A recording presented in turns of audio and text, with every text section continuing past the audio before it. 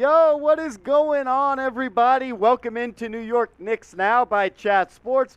We are live because it's Wednesday, and that's what we're going to be doing on Wednesdays going forward. We're going to be going live on the channel. So if you're in here already, you're probably already subscribed. But just another reminder, turn on your notifications, hit that bell icon, and set it to all. So every time we go live and we get the party started, you guys are going to be there. I want to say thank you to everybody that's made New York Knicks Now a part of their day today. We got 45 people watching right now. And in today's show, we're going to touch on the latest Donovan Mitchell news and rumors. Andy Jones, who covers the Utah Jazz for The Athletic, he had some pretty interesting things to say yesterday, last night on ESPN Radio. Andy Larsen, who covers the Utah Jazz as well for a local publication, he had some things to say about Donovan Mitchell, and I just want to talk about all those. We'll break all those down. But first, I want to get you guys involved early on in the show. Let's do this. We've been doing it on a couple shows, and I just love it because it gets the comment section going. It gets it re-jogs your memory, I would say. I want everyone right now to name a random Knicks player in the comment section right now. We've been doing it on a couple shows. It's been a lot of fun. Francisco, he's saying like the video. Hit that thumbs up. Let's go. The more likes we get, the more Knicks fans are going to get in here. 21 likes, 70 people watching. I'll give shout-outs to everybody that names a random Knick in the comments. No, Patrick Ewing is not random. Carmelo Anthony is not random. Stephon Marbury is not random. Tim Thomas, he is random. Give me a random Knick in the comments. This is how we're going to start today's show. I see a lot of real ones in the comments. Jason Walker, Joel, Lucas, Greg, One Voice, Michael, Lucas, Dude, Trey, Jack, Jason. Some random Knicks I'm seeing come in. Eddie Curry, Rasheed Wallace. He actually started the three to the dome. It wasn't Carmelo Anthony. Kevin Knox, Billy White. He was a Skywalker. Alexi Shved from Michael. That's a random Knick. Rasheed Wallace from Lucas. Someone says, let Devin go. I am sick of him. If you're talking about Donovan Mitchell, it's not spelled Devin. We got Phil Jackson, Andrea Bargnani, Charlie Ward, Lance Thomas, Anthony Davis, Gerald Wilkins, Greg Grant, Reggie Bullock, Mario Hazonia, Jason Kidd. Name a random Knick in the comments. That's how we're starting today's show. We got a Steve Francis from William. Bush I Do World says, I hated Chris Duhon. We got a Chris Childs, Alec Burks, Devon Mitchell. That is not a person. Sean Williams, Bernard King. I wouldn't really call him random. You can put the random Knick back up on question on screen, so we got more people joining in on the show. I want everyone to name a random Knicks player in the comments. This always gets the comment section flowing. 202 people live, 26 likes. Those are rookie numbers. Let's get those numbers up. Pump those numbers up. Hit that like button so YouTube knows that Knicks fans are enjoying this video, and they're going to send it to more New York Knicks fans. We got a Langston Galloway, Ronaldo Balkman, Mark Jackson, Ron Baker, Othello Harrington, Stat, Oakley, Francis, Hardaway, Anthony Mason, Chris Duhon, and Chris Copeland. That, my friend, is a random Knick. Like we've been doing a lot of real one roll calls, because the real ones watch every video. They finish every video. They make it to the end. They see the end screen. So I want all my real ones to stand up in the comment section right now. If you're a real one, drop a real one in the comments. I'll give shout outs to everybody that does. Let me know where my real ones are at. Still some random Knicks coming in the comments. I love it.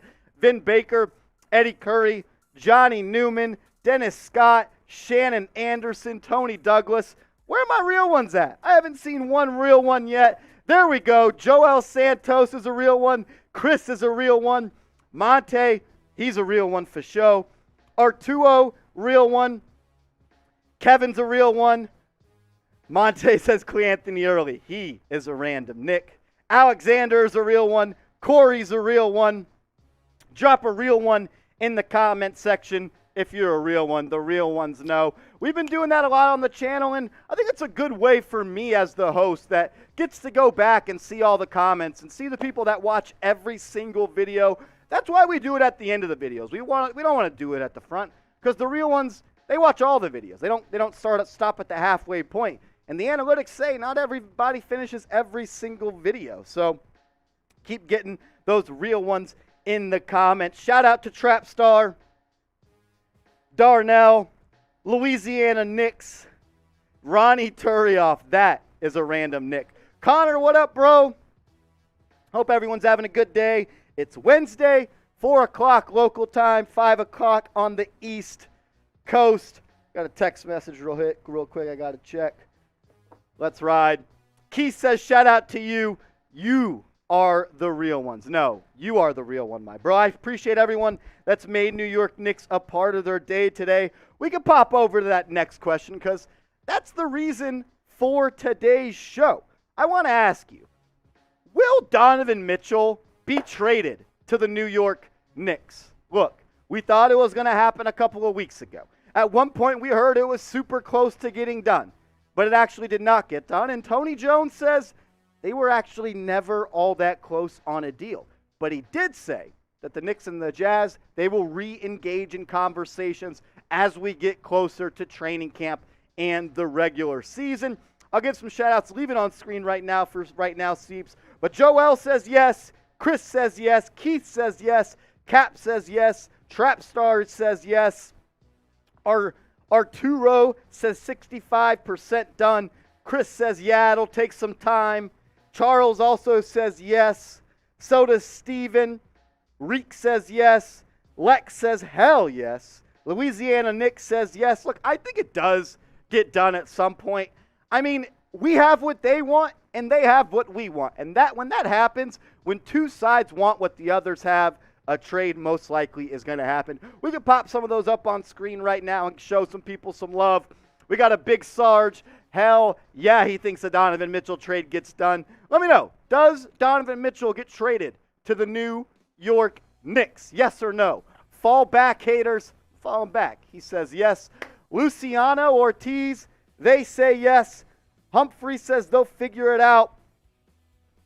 Matt Shaw says yes because watching a Utah radio broadcast live stream on YouTube, and they said the media is already trashing Donovan, saying, well, he's leaving after he can go get something now. All right, I hope you're right. I hope he does become a New York Knick. Keith Jackson says ball don't lie.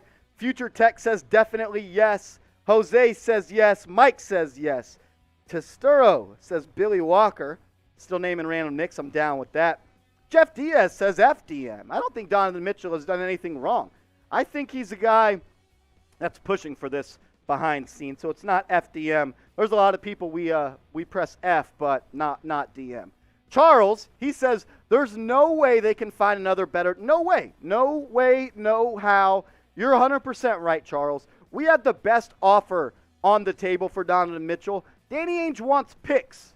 We have those. Nobody has as many first-round picks that we can offer. Greg, he says, can I apologize on behalf of all Jazz fans to Knicks fans? As a Jazz fan, I don't like the way it's being handled either. It is pretty weird at this point, but you know what? High leverage situations where you're arguing or negotiating for trades, you know, it's always going to sometimes get a little murky, false reports. That's where we're at right now. But Greg, I agree with you. I don't think Jazz fans have done anything wrong, but it's really Danny Ainge, and that's what Danny Ainge does. He makes it nearly impossible to make trades.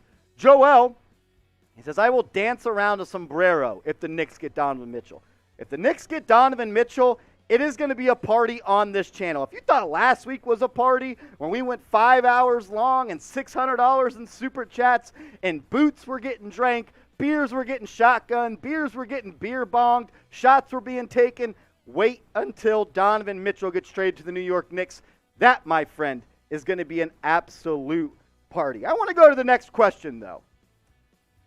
I want everyone to shout out their city right now in the comments section. Something we like to do on this channel here at Chat Sports.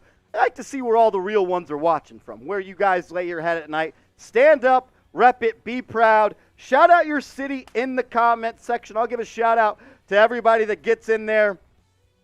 We're live from Dallas, Texas. That's where the Chat Sports studios are. I'm in enemy territory. I work with a couple Mavs fans, And every day when I walk into work, I just like to look at them and say, yo, thanks for Jalen Brunson, homie. And they want to act like it's not a big deal that Jalen Brunson's not on the team anymore, but I can see it in their eyes that they're very hurt and they're going to miss JB this upcoming season. A lot of you guys are letting me know where you're watching from. I love it. Louisiana Knicks fan, he's rocking from Shreveport. Lex Frame is from NYC, Brooklyn, and Queens. We got Queens from Steven, ATL from Derek, Matthews in St. Louis, Serva is in Orlando, Kerry Cox is in the city, Deshaun Wilson is in Brooklyn, Manalo is in Miami, Artuo's in Saddlebrook, Queens Village. We got Spokane, Washington, Brooklyn, New York, West Point from Bruce. We got Queens Get the Money. You ever seen the movie Queens Boulevard? If you know, you know. For like my fourth time, I'm rewatching Entourage. I think it's my favorite show of all time. It's just a nice, easy watch, you know. I can do some stuff at the house, do some work, and have Entourage playing in the background. I love it. I love it. I love it. I love it. Darren, he's in Savannah. The Boogie Down Bronx from Kevin. Tone is from Austin. Alan Alford, my guy. Maybe my dad will pop in the chat. I know you like it when he's here. Two old heads talking about the Knicks. He says he's on the dark side of the moon. Awesome. Istanbul Turkey from Urza. Beacon, New York from Nice. James is in Clearwater. All righty. I love that. I want to do this, though, next. Who is your favorite New York Knick of all time? All time. Doesn't have to be on this roster, but they cannot be named Carmelo Anthony or Patrick Ewing. Give me your favorite Knick of all time. Not named Ewing, not named Melo. Give me a guy. You know, I asked this question last week. I slept on it, woke up, thought about it. I don't know if he's my favorite of all time outside of these guys, but someone that just influenced the way I like to play basketball growing up. Just one of my favorite players, the way that they hoop, Jamal Crawford. One of the smoothest players of all time. Him as a Knick was so fun to watch. He would light the garden up, it seemed like, every other night. I love Jamal Crawford. Jay Crossover is one of my favorite New York Knicks of all time. I know he didn't get a lot done and he didn't really win much with the Knicks, but he is just someone that I enjoy watching play basketball. He's a hooper through and through. He gets buckets. The move, the little drive move behind the back, jump stop, right hand, Carmelo Anthony. Jamal Crawford. He's a frickin' hooper, man. Jamal Crawford from Darnell. That's my guy. Francisco says Derrick Rose. Sujendra says Allen Houston. I'm seeing a lot of Allen Houstons in the chat. I like Allen a lot. One of the smoothest jumpers you'll ever see. We got a Marbury, David Lee, Earl the Pearl Monroe, Jay Crossover. A couple crossovers in the comments. I like it. John Starks from the 90s. Let's ride. Dave DeBuscher, Derrick Rose, John Starks, Ant Mason, Charles Oakley. We got an R.J. Barrett, Latrell, Spreewell, Amare Stoudemire from Donald, Ron Baker, LJ, let's ride. Premature, but Donovan Mitchell. As a Jazz fan, I can say it's going down. I may switch to becoming a Knicks fan. If you do, make sure you sub to the channel. You clearly are. Wilson Chandler. I liked Wilson, but he ain't even close to one of my favorite Knicks of all time. It is a party on Nate Robinson. I love Nate Robinson. We do have a super chat menu because last week it got a little crazy on the show. Over $570 in super chats, so I had to up the menu a little bit. Every super chat equals a shout out. You're going to get up on screen. Your name will be on screen. Your avatar will be on screen. Every $10 super chat, I will take a fireball shot. Every $100 in super chats and totals as a group from you guys equals 2 fireball shots. And every 100 likes equals a shot. We're at 70 likes right now, 30 likes away. If you want to get the drinking started, hit that like button. I will take a sip. I'll be drinking through today's show. We had some Trulies in the office, so we're going to be drinking Trulies today. Judge me if you want. I don't really care. Also, though, I don't know if these guys are watching. I talked to them last week. I thanked all of them. But we had some Super Chat MVPs last week, and I want to tip my cap or my headset to these guys. I'm going to start after every live show the Super Chat Ring of Honor, and I'm going to pick the top 5 people that Super Chatted the most money. I don't want to pressure people into Super Chatting because I work hard for my money. I know you work hard for your money. Don't feel inclined to Super Chat. Ways you can support: like, subscribe, and share the link and comment. Doing that makes you a real one no matter what. But I want to give a credit to these guys, man. Charlie Neek, he dropped $120 on the last show. Chris F. them, he put $100 on the show. Jason B., he got the party rolling with the $70 super. He got $95 in total. Gritty Guapo, that's my guy. He sent in $45 in total. And Master Search, an OG of New York Knicks now, he sent in $32. So if you want to turn this into a party, we can get the Super Chat Palooza rolling once again. But these are the guys I wanted to show some love to. We do have 2 mailbags on today's show. If you want to get on the show, we'll answer your questions live. Just use hashtag Knicks in the comment section. You got to use hashtag Knicks or it won't pull through our software. So if you have a question, ask it in the comment section right now. Use hashtag Knicks. I'll answer everybody's question that does. If you Super Chat, you'll skip the line and you'll jump to the top of the totem pole. Let's do this, though. I'm also trying to grow my Twitter followers, grow my Twitter over there. Shout out to Tricky Nicky from Let's Talk Knicks. Shout out to you. Everyone that follows me on Twitter from today's show, I'm going to follow you back because that's what we're due. We're follow for follow gang over here. We'll do that, follow for follow. And then at the end of the show, I'll make sure to give everybody a shout out that gave me a follow. So you're getting a shout out, and I'm also going to follow you back. So hit me up on Twitter at @MarshallGreen_. And the Super Chats are already rolling in. Let's go. My guy, Ghost Rider, he said, get that shot ready. I love it. All righty, let's do it. I'll pour up a shot.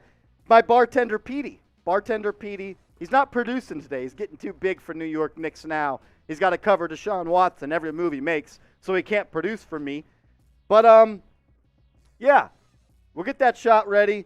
He just poured it for me. First one of the show. First one of the show gets the shots going. It's a mulligan. Yes, it's a mulligan. $10 is a shot. Let's ride. We are at 95 likes, so we'll do that. Since we're already 5 away and 5 from you, I'll give a discounted shot right here. Let's go.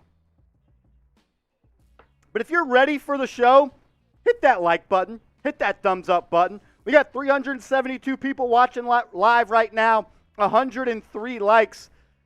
I got to live to my word. Just hit me with another one, Petey. I can't lie to these people. I love them too much. They've been through too much as Knicks fans.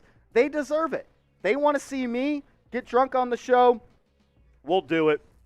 But hit the like button. 360 people watching, 116 likes. Every 100 likes on the stream, we'll do a shot. We're already 84 likes away. Pop that up on screen. Andy J, just push. Yeah, just push it across. So we're about to get into a mailbag, but this is how you kind of have to frame your question. You have to use hashtag Knicks like Andy J did. Got to use hashtag Knicks or our software will not pull it. Carl, he just dropped a question. Model your question after him. We'll make sure to get that on the show. Get ready on your end, Seeps, and once you're ready, we can roll. But if you're ready for the show, make sure you hit that like button. Give us a thumbs up. 360 people watching, 125 likes. We crossed over 100 likes. That was super weird. Some guy just peeked in the studio and ran away like he saw something he shouldn't have saw. Let's ride, though. Here we go. Here's a shot. Hit that like button. 128 likes. 360 people. We're about to get into a mailbag where I answer all your questions, and then we're going to go get to those reports, the latest reports on Donovan Mitchell from Andy Larsen, from Tony Jones, 2 Utah Jazz insiders who have been really tapped in throughout all of this. Petey, are we ready to roll? Alrighty, so if you want a question to be answered on the show, go like D's Worlds of Hoops. He just asked a question. Use hashtag Knicks in the comment section. Lucas, you're adding the channel in your comments. You just got to do hashtag Knicks. Don't add the channel. Do it like D's Worlds did. D's World. These nuts. These nuts. Are we ready? All righty, let's do it. Let's get into a Knicks mailbag right now.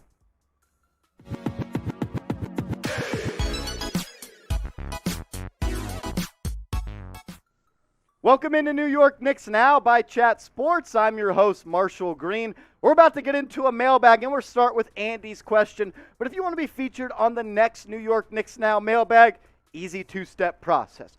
You got to be a subscriber, so go down right now and hit that big red button, and you got to have your notifications turned on. So click that bell icon right under the video and select your notifications to all, like my guy Andy did, one of the real ones out there. He said, what do you think the starting lineup is if we don't trade for Donovan Mitchell? Okay, that's a good question. There's been a lot of conversation about who's going to start in the backcourt next to Brunson and RJ Barrett. Is it going to be Evan Fournier? Is it going to be Quentin Grimes? Is it going to be Cam Reddish? If I was Tom Thibodeau, this is what I think the starting lineup should look like. Brunson at the 1, Barrett at the 2, Robinson at the 5, patrolling the blue paint at Madison Square Garden, Julius Randle at the 4 just because he's still on the roster. But I like Quentin Grimes to be the Knicks' starting shooting guard. I feel like he brings to this lineup what it lacks: an elite perimeter defender, a guy that can catch and shoot from the outside, doesn't have to have plays run for him at all. And I believe that he's someone that just fits what we need. He can shoot the 3. He can play defense. He is someone that can do it all. So my starting 5 would be Brunson, Grimes, Barrett, Randle, and Mitchell, Robinson. I do have a question for all of you guys, though. What is your starting 5? Would you roll with Quentin Grimes at the 2? Or do you want Evan Fournier at the 2? Or do you want Cam Reddish? The reason I like Grimes, he's the best defender out of all of them. He doesn't need to have the ball in his hands to be effective. I just think he fits what that starting 5 needs. So I want you guys to answer this question in the comments for me right now. What is your starting 5 with no Donovan Mitchell trade? Let me know in the comments right now. And look, if a Donovan Mitchell trade happens, we are going to be going live on this channel, youtube.com/KnicksTV. Hit that red button. We're trying to get to 12,000 subscribers on the channel. We've been growing like crazy. Since the NBA draft, we've gained almost 4,000 subscribers. So join the fastest growing New York Knicks channel out there. Lock us in, hit that big red button, and turn on your notifications. Keith Jackson, what up, bro? He says, how do you feel about the Knicks tampering with Jalen Brunson? Great question. If it costs him a second-round pick, I don't care. If it costs him a first-round pick, I think that's a problem. I think we got to go back and look at what other teams have been fined for tampering. The Miami Heat, they got fined for tampering last NBA offseason when they did a sign and trade for Kyle Lowry. They got fined a second-round pick. The Chicago Bulls, they were fined a second-round pick for tampering with Lonzo Ball. But I think this situation is a little bit different because Brunson has legit ties to the New York Knicks. His dad, he's on the staff. His godfather, Leon Rose. Leon Rose's son works for CAA and is Jalen Brunson's agent. So are you not allowed to talk to your dad about where you want to go? Are you not allowed to talk to your godfather about where you want to go? Are you not allowed to talk to your agent where you want to go? I think it's a really tricky situation. I don't think the Knicks needed to tamper. I don't know if they have tampered. You're innocent until proven guilty. But I really don't care, honestly, if it costs a second-round pick to secure the Brunson deal. I'm down for it. I just hope it's nothing more than a second-round pick. Keith, I hope that answered your question. I don't really care all that too much unless the penalty starts to get steeper and steeper. Great question, though. Randy NYK, what up, man? He says, if we trade for Mitchell, who do you think will be interested in Julius Randle? Okay, I see what you're saying. So we have heard reports that the New York Knicks have been in talks with the Los Angeles Lakers about a salary dump of Randle, and it'd have to be plus another guy like Derrick Rose, for Russell Westbrook and a couple first-round picks.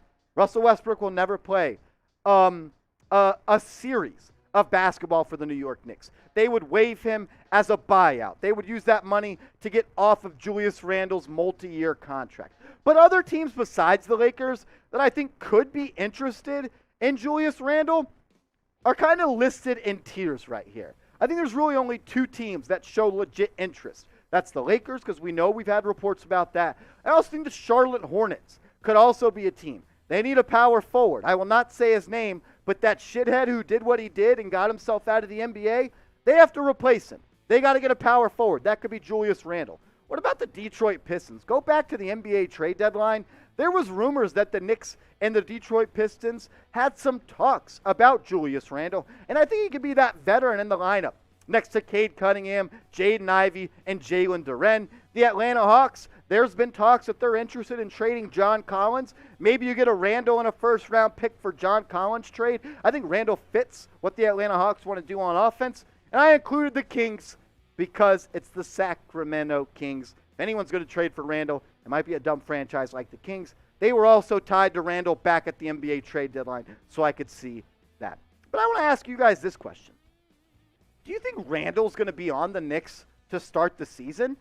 I mean, I know a lot of people don't want him on the Knicks to start the season, but I'm asking you to predict it for me. Not if you want it or if you don't. Do you think he will be? Type Y for yes, type N for no. I think if we trade for Donovan Mitchell, I think he's gone. If we don't, I do think Randle will still be here.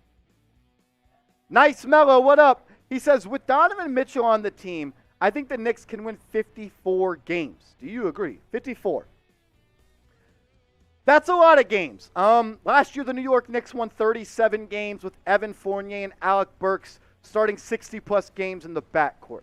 54 would be a huge jump. But I think the Knicks could win 45 games with Donovan Mitchell, 46, 47. I think anything north of that would be gravy on top, and it would be good for the New York Knicks. 54, that's a whole lot of wins. I think the Knicks will be good. I think they're a team that can make the playoffs and not the play-in. I have a big difference in that. You're either a playoff team or a play-in team. I think the Knicks, if they trade for Donovan Mitchell, are a playoff team. 54 games, that's a little high for me. I'll roll close to 45, 46, 47. But great question, bro. I appreciate it. Charles, what up, fam? Do you think by the end of the day, we will get Spida through a 3-team trade with the Lakers? By the end of today? No, I do not think Donovan Mitchell will be traded today. I think a Donovan Mitchell deal is going to come closer to September when training camp opens, when teams report back. Because a lot of executives, I mean, Danny Ainge is on vacation right now. This is the time of year where executives and team front offices go on vacation. Late July, early August, because September is when training camp gets picked up. So no, I don't think it happens today, but I would not be surprised if it is a 3-team deal where Randle ends up going to the Los Angeles Lakers. I actually think that might be what happens. I do think a 3-team trade is definitely on the table. Appreciate your question, Charles. Charles, if you love to bet, go to chatsports.com/bet, because with the NBA season right around the corner and the NFL season right around the corner, it's time to lay some lettuce on the line. When you go to chatsports.com/bet and you use the promo code chat125, they will hook you up, BetUS, with a 125% deposit bonus. So if you put $100 in, you use chat125, you're going to have $225 in your account to bet with on NFL Sundays or when the NBA season is right around the corner. So get hooked up with our proud sportsbook partner, BetUS. Go to chatsports.com/bet. Just make sure you use the promo code chat125. Super City 55, I know you're not the biggest fan of Cam Reddish, but could he be the X factor on this team? I don't want to say I'm not a big fan of Cam Reddish. I'm just not a Cam Reddish hive guy. I'm not really a Cam Reddish fanboy. I believe you got to show me before I start to believe in you. If you can get the best version of Cam Reddish, though, I do think he is the guy that could change the immediate future more so than everybody on the Knicks. If you get that player that we thought he was coming into Duke as one of the top players in the nation, someone that's a small forward, 6'8", 6'9", can put it on the deck, score at all 3 levels, be great in the open court, shoot the 3-point ball, be a second scorer next to a guy like Jalen Brunson, I do think Reddish could be the X factor. But when he got to the Knicks, he didn't play all that well or that much. Just 15 games, 6 points per game, and he wasn't efficient. Less than 42%, less than 26% from 3. But he has had some big games, and he's played well for the Hawks at times. He was good in the Eastern Conference Finals when the Hawks made it that far 2 years ago. So I do see the potential in Cam Reddish. I see what everybody else sees. A 6'8" wing, long, lanky, athletic, can finish at the cup, left hand, right hand. There's no doubt Cam Reddish has all the potential in the world, but you're entering year 4. It's now or never. I want him to be great because I think a lineup of Jalen Brunson, RJ Barrett, and Cam Reddish could be a nice little 3-pod that the Knicks could build around young guys going forward. I just got to see it with Cam Reddish, and before I fully dive in and believe that he's the guy that could take the Knicks to the next step. But I want to ask you guys once again one more question. What are your thoughts on Cam Reddish? Because this is a two-way conversation. It's not just all about me and my opinions. I want to hear from you. Let me know what you think about Cam Reddish. Type you if you think he has untapped potential, or if you think he's a bust and he's never going to be the player he was supposed to be coming out of Duke. You can type B for bust. B for bust, U for untapped potential. I'm curious what all you guys think. Joel Santos, who should the Knicks sign as a small forward heading into the season? I don't think the Knicks need to sign anybody if they don't make a trade for Donovan Mitchell. Let's pop that roster cord up if you can, Seeps, and let's take a look at this whole entire roster. Because if you don't sign anyone, you're already kind of full on this roster. I mean, look at it. This is with Quentin Grimes starting. Off the bench at the wing spot, you have Reddish and Evan Fournier.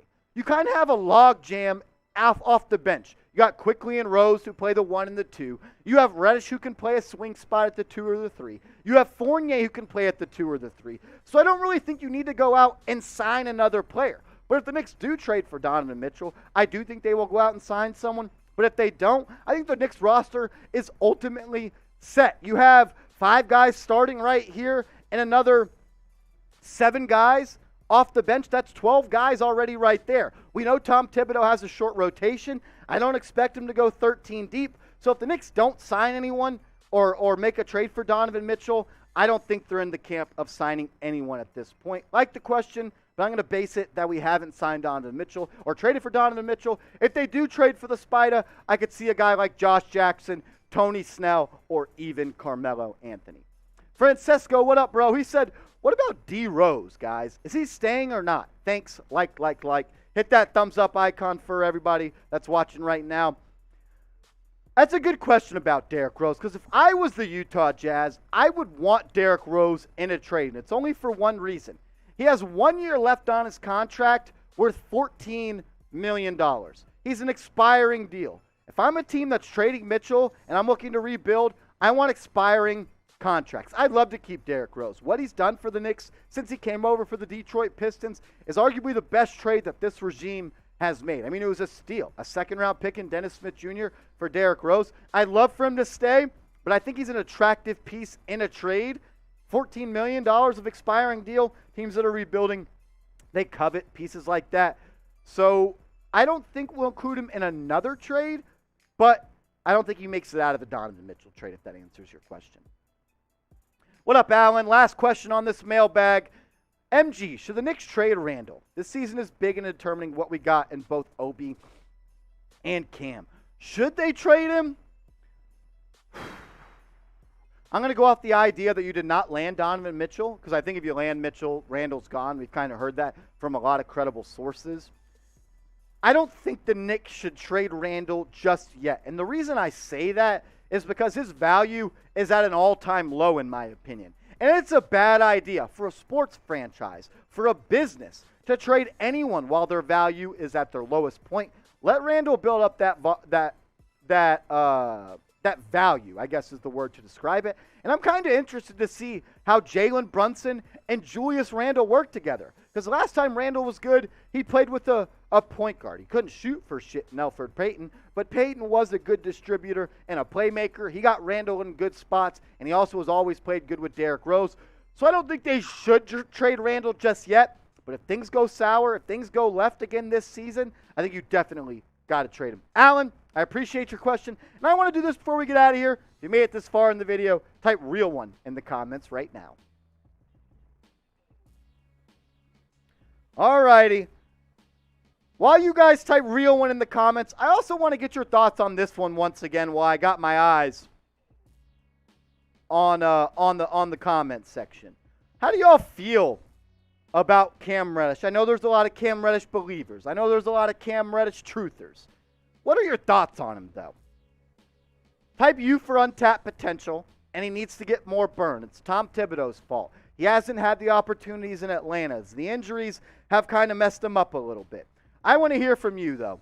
Type U for untapped potential, type B for bust. And we just got a super chat from Jesus, my guy. What up, bro? $10 soup.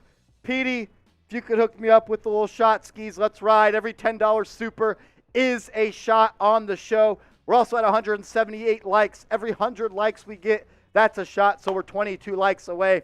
567 people watching, 178 likes. Hit that thumbs up icon.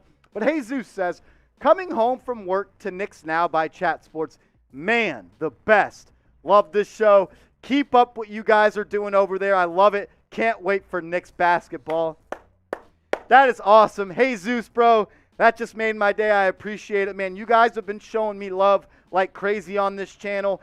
And I don't know if it's always deserved. I just get you guys the Knicks content. But the fact that you guys are friends of me, I'm friends of you. I'm a loyal guy. Someone that rocks with me, I'm going to rock for you. Jesus, we got a shot for you. And we're pouring up another shot because Samir just dropped another one, as he says. Let me get this one down here from my guy, Jesus. My guy, Petey, he's excited. He said he's going to take a shot. Petey, he's usually the guy behind the screen pushing the buttons.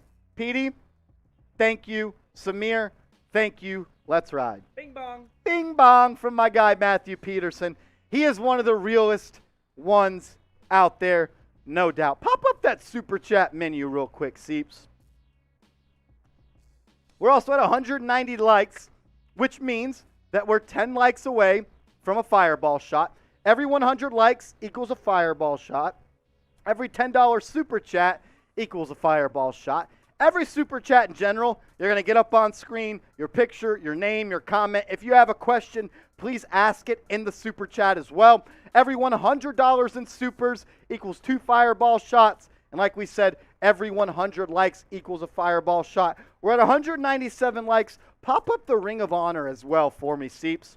I want to give some love to everybody that supported last week during the Super Chat Palooza, where we were luckily and blessed by you guys for donating over $570 on one live stream. Charlie Neek, he came in first place. He was the guy that... I'm looking at the chat. We're having a PD off in the chat. Charlie Neek, he super chatted 120 bones last week. Salute to you. Chris F. them. I don't know if I'm actually saying that right, but I like it more if that's your name. F them. $100. Jason B donated 95 bones. Gritty Guapo, he's a real one, donated 45. And my guy Master Search, he donated 32 bones. We're at 200 likes, which means another shot. And we're going to be doing that for every show going forward. Anyone that sends big-time super chats in, we're going to put you guys in the super chat Ring of Honor. So Jesus, Samir, and Ghost Rider, you guys are well on your way to being in the super chat Ring of Honor. We're at 200 likes, so I'm going to pour myself one more shot. Then we're going to break down. You can pop that up on screen, see. Also, give me a follow on Twitter at @MarshallGreen_. We'll put the link to that in the comments. Everyone that gives me a follow, I'll make sure to follow you back, and I'll give everybody a shout out that gave me a follow at the end of the show. I want more Knicks followers on Twitter. I want to follow more Knicks fans. I love going to Twitter and just seeing you guys chop it up about the Knicks. So that's something I'm really interested in. Give me a follow on Twitter at @MarshallGreen_. This is for 200 likes. Every 100 likes, we do a shot of Fireball. I don't make the rules. The rules make themselves. Whew. It never gets easier, man. It really doesn't. Let me wash that down. Armando says, best Knicks channel out there. Big Mike says, Marshall about to get twisted. Look, it's up to you guys. I mean, I'm down to get faded, but there's 2 rules. I better not be drinking by myself. You guys better be drinking with me as well. Let me know what you're drinking in the comments section. And number 2, It's up to you guys. Like, I'm down to turn this to a party. My producer, Patrick Seatman, he was on the show last week. He said he's down to turn it to a party. It's all on your guys' shoulders. So if that's what we want to do, we can turn it to a party. But before we get too rowdy, I do want to get to the news and the reason of today's show. Samir, he says he's smoking a joint. Wish I was there with you, brother. 911 on the phone. No weed smoking. It's illegal. Camario says he's drinking the Henny. I don't know if I could do the hen dog on the show. Carl is also drinking the Henny. Carl, I can drink the hen dog as well as anybody, but while hosting the show, I don't know if I'm built that different. But we do, before you guys get any more super chats in, I want to touch on the latest Donovan Mitchell rumors. That's kind of the bulk of the reason of the show. We got reports from Jazz insiders. Seeps, if you're ready, I'm ready. Eduardo's rocking with the white Hennessy. White Hennessy, you got to get that out of the country. The real ones know that. Isaac Petey in the comments saying, MG off the Henny is a different man. It is. The hen dog brings the worst and the best out of people. There's no doubt about that. Tay, let's pop Tay's super chat up real quick, and I'll take a sip to that. He says, to the hardest working man in Knicks sports, I don't know if I'm worthy of that crown, Tay, but I appreciate you. Thank you for donating to the show. You're a real one. I always see you in the comments. Shout out to Tay. Damn right, Carl. Shout out to you, bro. Alrighty, let's go in. Let's frickin' do it. Let's talk about the latest Knicks news and rumors surrounding Donovan Mitchell right frickin' now. You are watching New York Knicks Now by Chat Sports. I'm your host, Marshall Green. And in today's episode, we have new reports surrounding Donovan Mitchell from Andy Larsen, a local beat reporter for the Jazz, and Tony Jones, who covers the Utah Jazz for The Athletic. Tony Jones, he went on ESPN radio last night, and he had some things to say that I think is all newsworthy and noteworthy for New York Knicks fans. He said the Knicks and the Utah Jazz are in a holding pattern, and we kind of have known that at some point. But that's not the main thing he said. He said the Knicks are reluctant to offer unprotected picks in a trade for Donovan Mitchell. And that kind of upset me a little bit. Because if you're not willing to make your picks unprotected, I think that kind of tells you what the Knicks think of Donovan Mitchell. Tony Jones said it's not the number of picks that's concerning. It's the fact that they're reluctant to give up protected picks. These were the 5 biggest bullet points that I took away from his interview on ESPN radio. He said they're in a holding pattern. I thought this was also important. He said the Knicks want to trade more than one bad contract to the Utah Jazz in a Donovan Mitchell deal. And I started to think about that a little bit. The Knicks only have 2 bad contracts, Evan Fournier and Julius Randle. And we know that the Jazz do not want Julius Randle. So maybe the Knicks are waiting for a third team to emerge. Maybe it's the Los Angeles Lakers that are willing to take Julius Randle. But I thought it was noteworthy that he said from his inside sources that the Knicks want to trade 2 bad contracts away in a Donovan Mitchell trade. He also said he thinks the deal happens closer to September. And that's kind of what we've echoed on this show a little bit. Right now, most league executives are offline. They're on vacation. This is the spot in the calendar where a lot of front office people in the NBA go on vacation. September, that's when training camp starts. And he said that is when the deal will start to heat up. He also said the deal was never close to being done. So we've seen the reports on Twitter that they were in the 90 to 95% completion stage. We heard from the Utah radio host saying that a deal was done and it was going to be announced. So it sounds like none of that was actually factual. We'll wait until Woj, Shams, or you get that notification from Knicks Now. But he also said the Knicks are still the most logical destination because Danny Ainge, he wants picks in a Donovan Mitchell trade. And you, and I know nobody can offer more first-round picks for Donovan Mitchell than the New York Knicks. I want you guys to rub your crystal ball right now and predict the future. Will Donovan Mitchell be traded to the Knicks? Do you think at some point it will happen? Type Y for yes, type N for no. I want you guys to predict the future. Let me know what you think right now. I also am asking you guys, as a New York Knicks fan, to help me out. Here at Chat Sports, we have multiple NBA channels. The one that's closest to us in subscribers is Boston Celtics Today.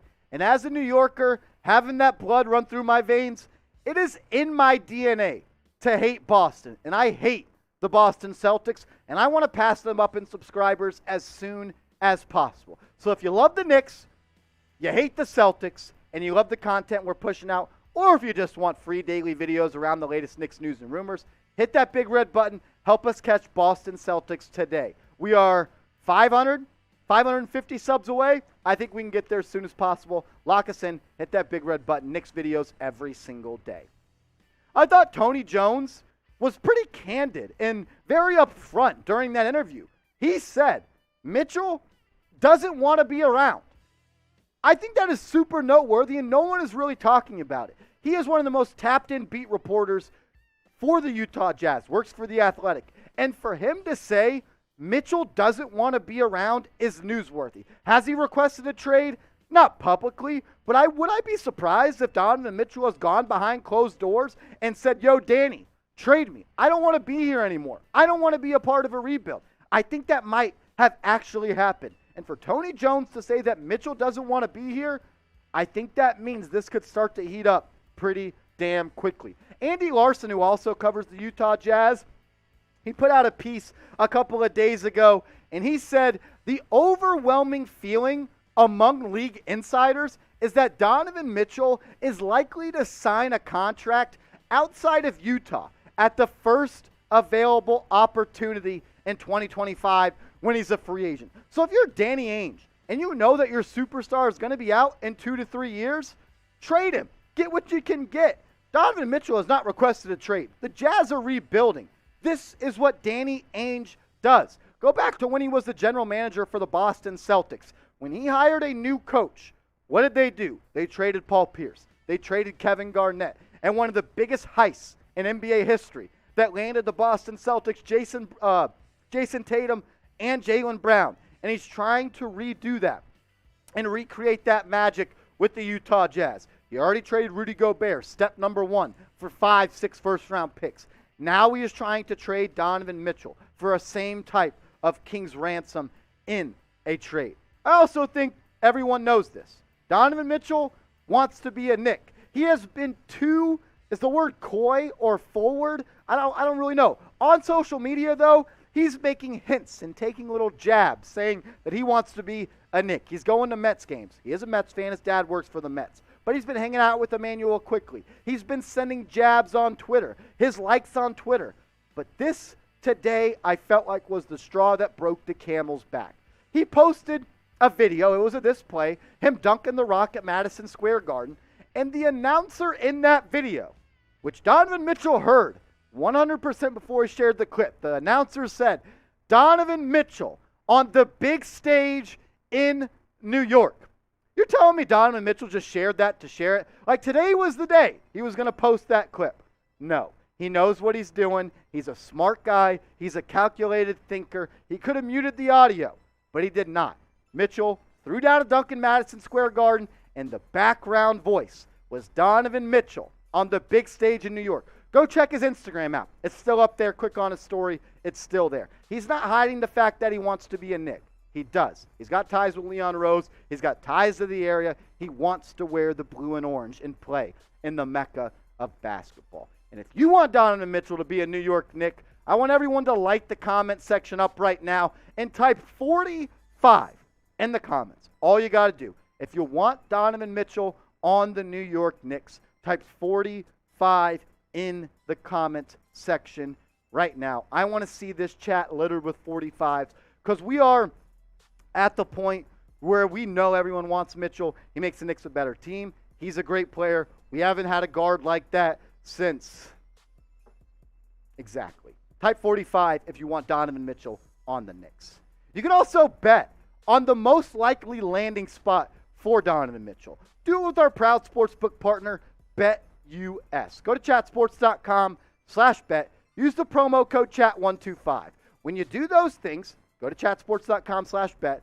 Deposit $100 into your account. they will match that with a 125% deposit bonus. So you'll have 225 bones in your account to bet with. You can bet on the Knicks. You can bet on Donovan Mitchell's next team. You can bet on the Giants. You can bet on the Jets. Whatever you want to do it with our proud sportsbook partner, BetUS, chatsports.com/bet. Just make sure you use the promo code CHAT125.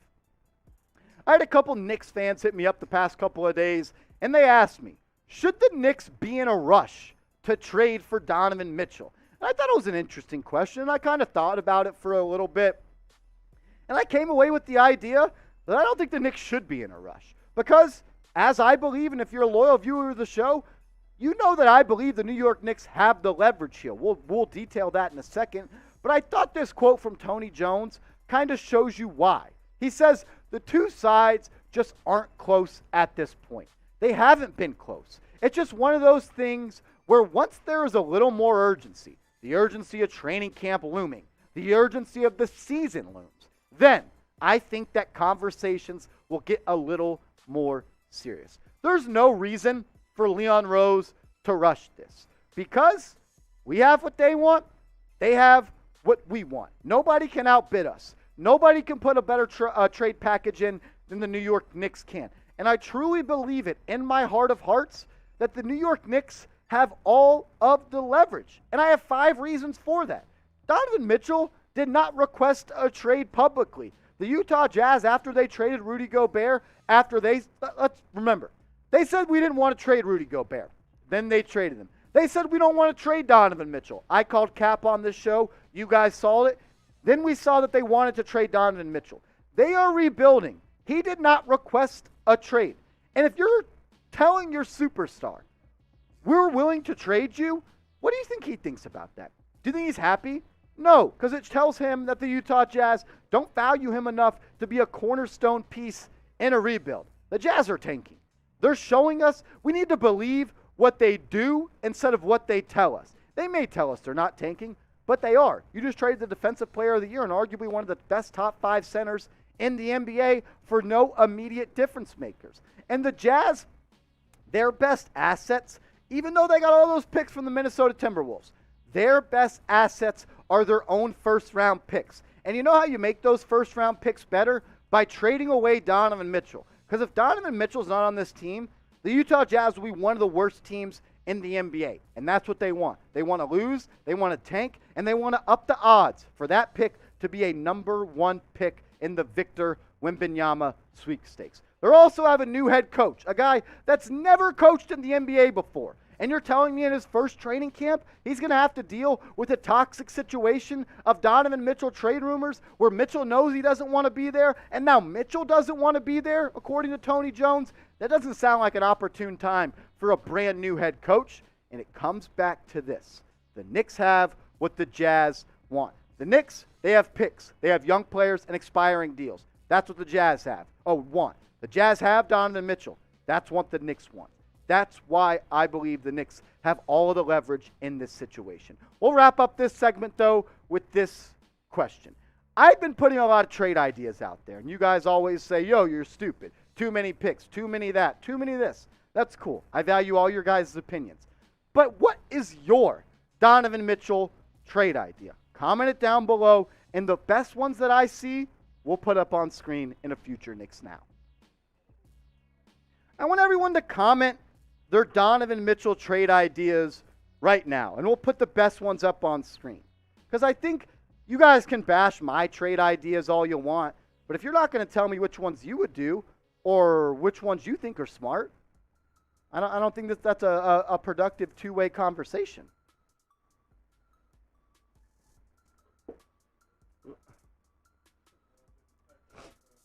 Ty Clemens, he said he's drinking that Henny. Shout out to you, dog. Anyone that drinks Henny on a Wednesday, you're my kind of dude. Ty, I appreciate you, bro. Madal, Gritty Guapo says 3 draft picks and Bobby Shmurda. That's hilarious. Madal says IQ, Julius, and 6. Let's pop some of these up on screen when you can, Seeps. Madal says IQ, Julius, and 6 future first-round picks. Okay. So you can't trade 6 unprotected picks. The furthest you can go in a trade when trading first-round picks is 7 years. And you can only trade your own first-round picks in alternating years. So the most you can trade is 4. Yes, the Knicks have more picks, but they're not their own. And the ones that are not their own are all heavily protected, and they can't remove those protections. So the most unprotected picks the Knicks could trade is 4. So think about that when you're thinking about your trades. Also, Madal, I don't think the Jazz are interested in Julius Randle. So you're saying 6 unprotected first and 4 first, 10 first? The Knicks can only trade 8 first-round picks right now. Fournier, Reddish, and 4 picks. I'm not sure that gets it done. I don't think it does. I think you're a little light. I think if you're going to hold out Grimes, IQ, or Obi, you're going to have to give 6, 7, 8 first-round picks. That's just what I believe from people, things I've read, from people I trust, and talked to a couple people that I know are in the know. I don't think that's enough, Gerard. Jason B is in the chat. Shout out to Jason B. He's in the Super Chat Ring of Honor for what he brought to the table last week.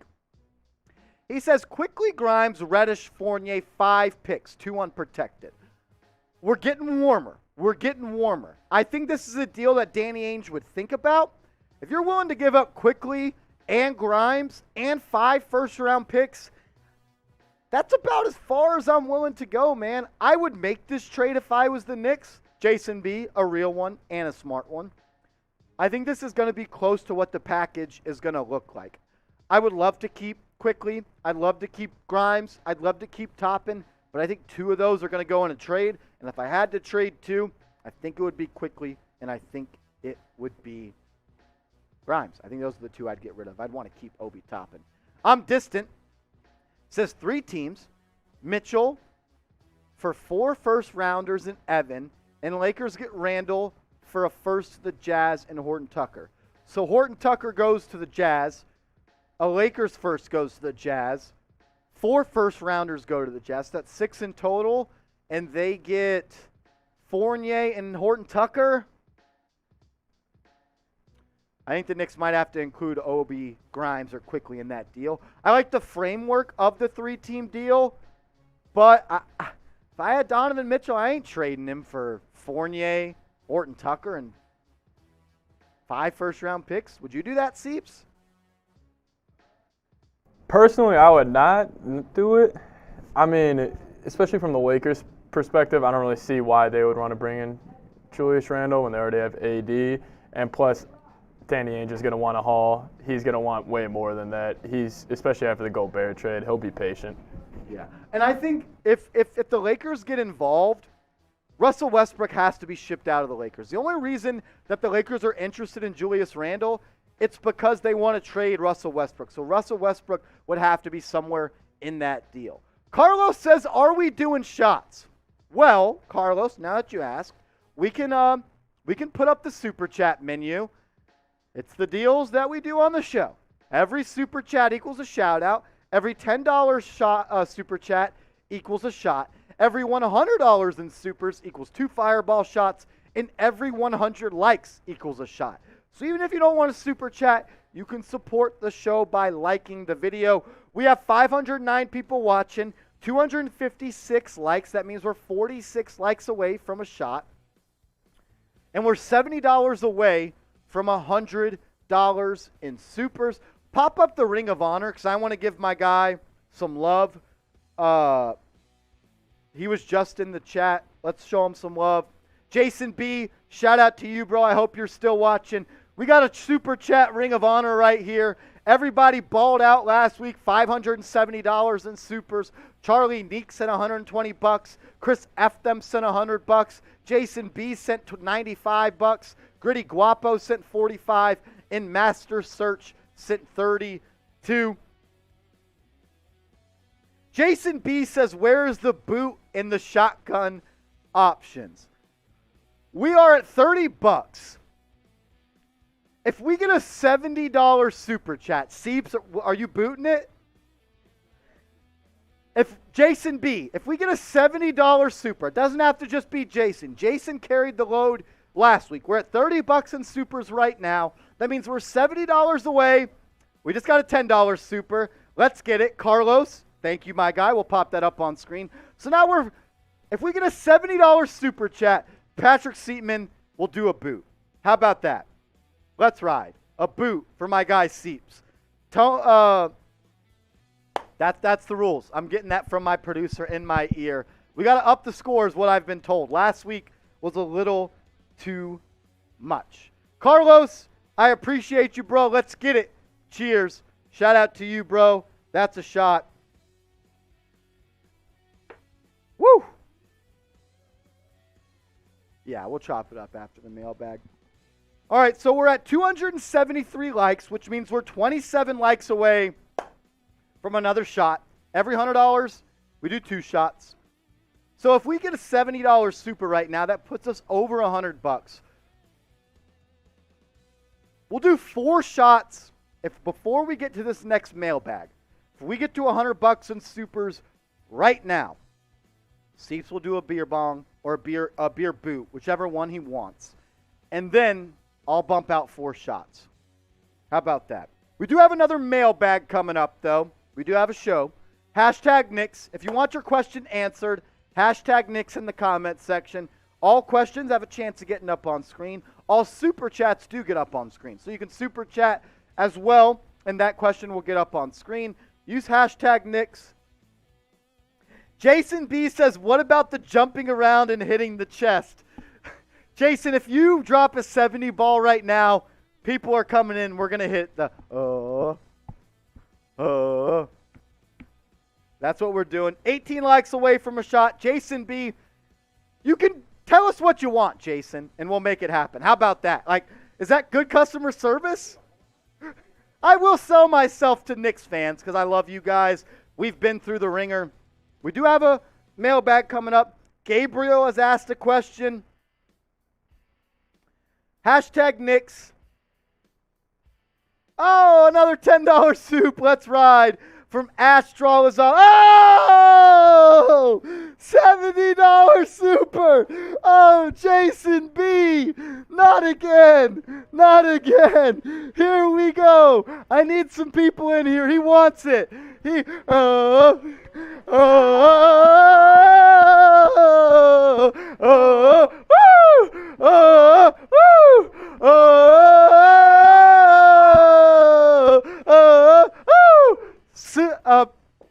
Get a boot if you can.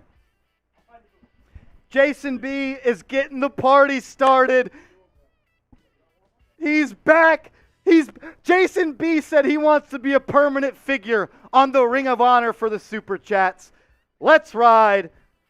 Wow, here we go. All right, I owe a shot. I owe a shot from Astral. Astral is off the chain. All right, it's about to turn into a party. I am who I say I am. I'm a real one, just like you. This is for the $10 soup from my guy Astral. All right, and we also just crossed over $100 in supers, which means 2 more shots. I'm gonna space these out a little bit because we do have a mailbag to get to, and I want to answer your guys' questions. Oh, Jason B. Jason B. Why?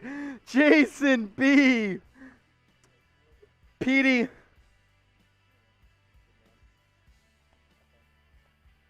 Petey, I think you got to hop on the producer setting. All right. I'm not really. I can't really drink beer. The way my stomach is set up, it's not possible. But I will drink liquor until the cows come home. I got one of these in me today.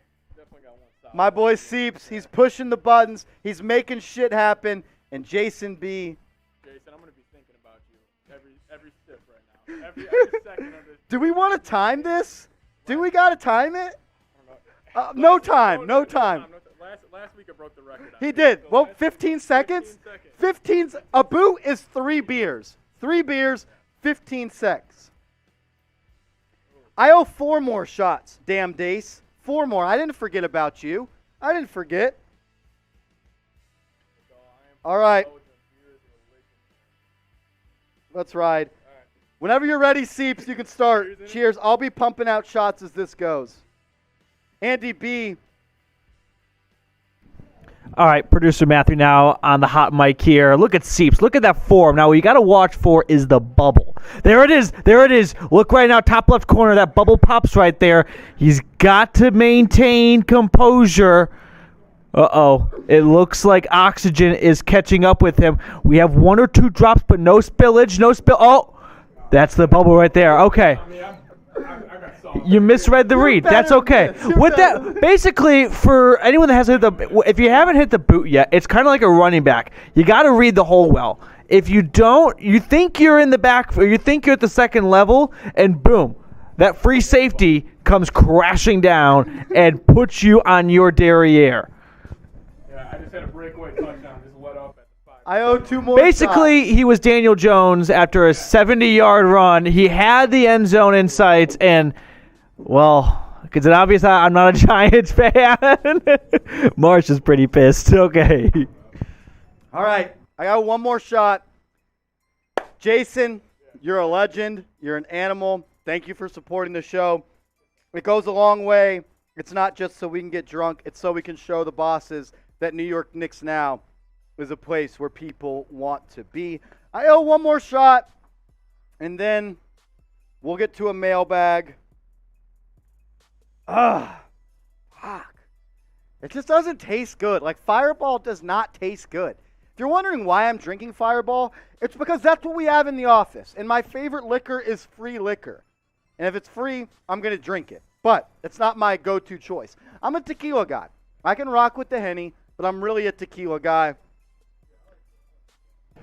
Chad, I would love to know. I'm back on the 1s and 2s right now. What's your favorite liquor? Are you a Fireball guy? Because Fireball to me is like a Christmas type of liquor. It's got some cinnamon taste to it. It just reminds me of the holidays. Personally, I think I'm leaning tequila at this point in my life. I think if I had to choose one, I'd go to tequila. What about you, Marsh? Yeah. You're a tequila guy. I'm a tequila guy. I can do whiskey, but I'm a tequila guy. I can do an old-fashioned, but just tequila with a little bit of lime, that's all I need. That's all I need to have a good time. Someone just asked for my Twitter in the chat. We can pop that up on screen. I put it in there a couple times. Carl, yes, look, everyone's favorite liquor is free liquor.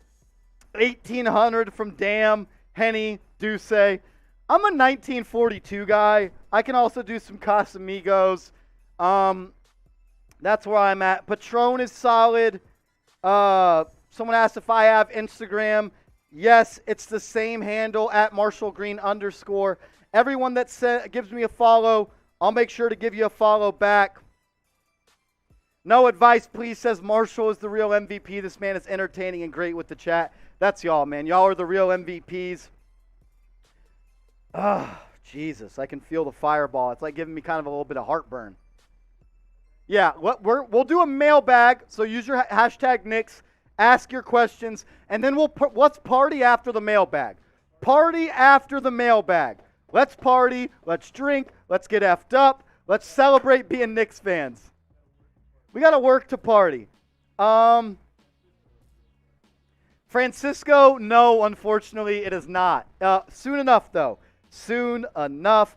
Party after the mailbag. Some dude, if you want to get your super chats in right now, you can. We're 6 likes away from another shot. We are $80 away from 2 shots as a whole. But it's also every single $10 super chat equals a shot. I want to go home pretty effed up. So I got nothing to do.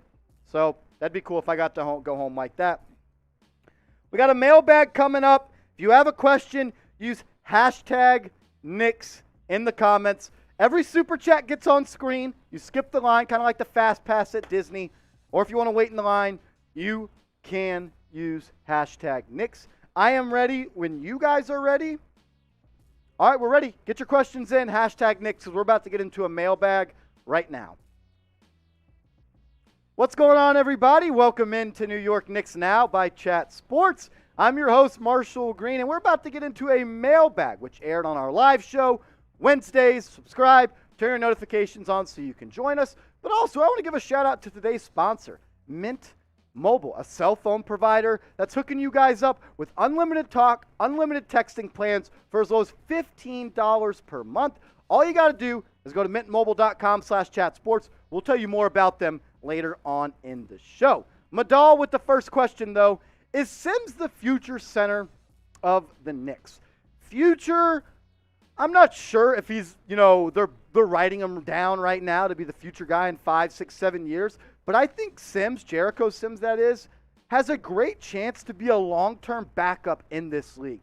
He has and brings to the table what you want in a backup center. He's athletic, he's active, he's rangy, he blocks shots, he finishes at the rim.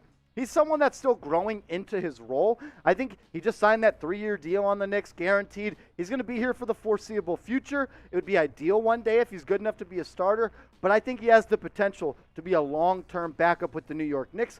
I think Mitchell Robinson is the center of the future. They just paid him 4 years, $60 million, and Cheddar speaks. That's starting center type of money. Appreciate your question, Madal. Gary Harris, would you trade R.J. Barrett for Jaylen Brown? Why do you guys ask me this? No, I ain't doing it. So quit asking. Great question. I'm biased. I love R.J. I've been a Knicks fan my whole entire life. I do not remember the last time the Knicks drafted someone, and I have had so much enthusiasm, hype, and belief and wanting someone to be good as R.J. Barrett. 22 years old. 21 years old, he averaged 20 points per game. I think RJ has the potential to be an elite player in this league. He just has that dog in him. He's got that worker mentality. He's a grinder. Pause. But for real, I really like RJ Barrett. I don't think I would trade him for Jaylen Brown. Am I stupid for not doing it? Let me know. Let me know what you think. Type Y for yes, type N for no if you would include RJ Barrett in a trade for Jaylen Brown. Great question, Gary. It's a good one because I didn't want to answer it. I don't really like my answer, but I'm rolling with R.J. Barrett, Broadway Barrett, Star J. Danny McBee, what do you think about signing Rajon Rondo? If we trade for Donovan Mitchell, we could use a veteran point guard. So I'm guessing, look, if the Knicks trade for Donovan Mitchell, I do think Derrick Rose or Emmanuel Quickley is probably in that deal. So I could see the idea of why you think a veteran point guard could make some sense. Let's take a look at what Rajon Rondo has done in the last 4 years of his NBA career.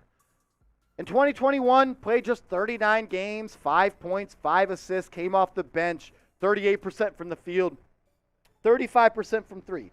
He's a better shooter at this point than he was when he was on the Celtics. He's gotten better. But he's just a bench guard at this point. He's not a starter. I like him because of the championship pedigree. I think he plays a winning brand of basketball. I think he's a vet. Still plays good defense. Someone you can rely on. I think he could help some young players on this team. I think it's a fair question. So I'm going to bounce that question right back to you guys. If the Knicks trade for Donovan Mitchell, do you think they should sign Rajon Rondo? I kind of lean towards pass. But I could be talked into signing yes. It would have to be a 1-year veteran minimum deal. I'm not crazy about signing him. Like I said, I'd probably pass. But I want to hear from all of you right now.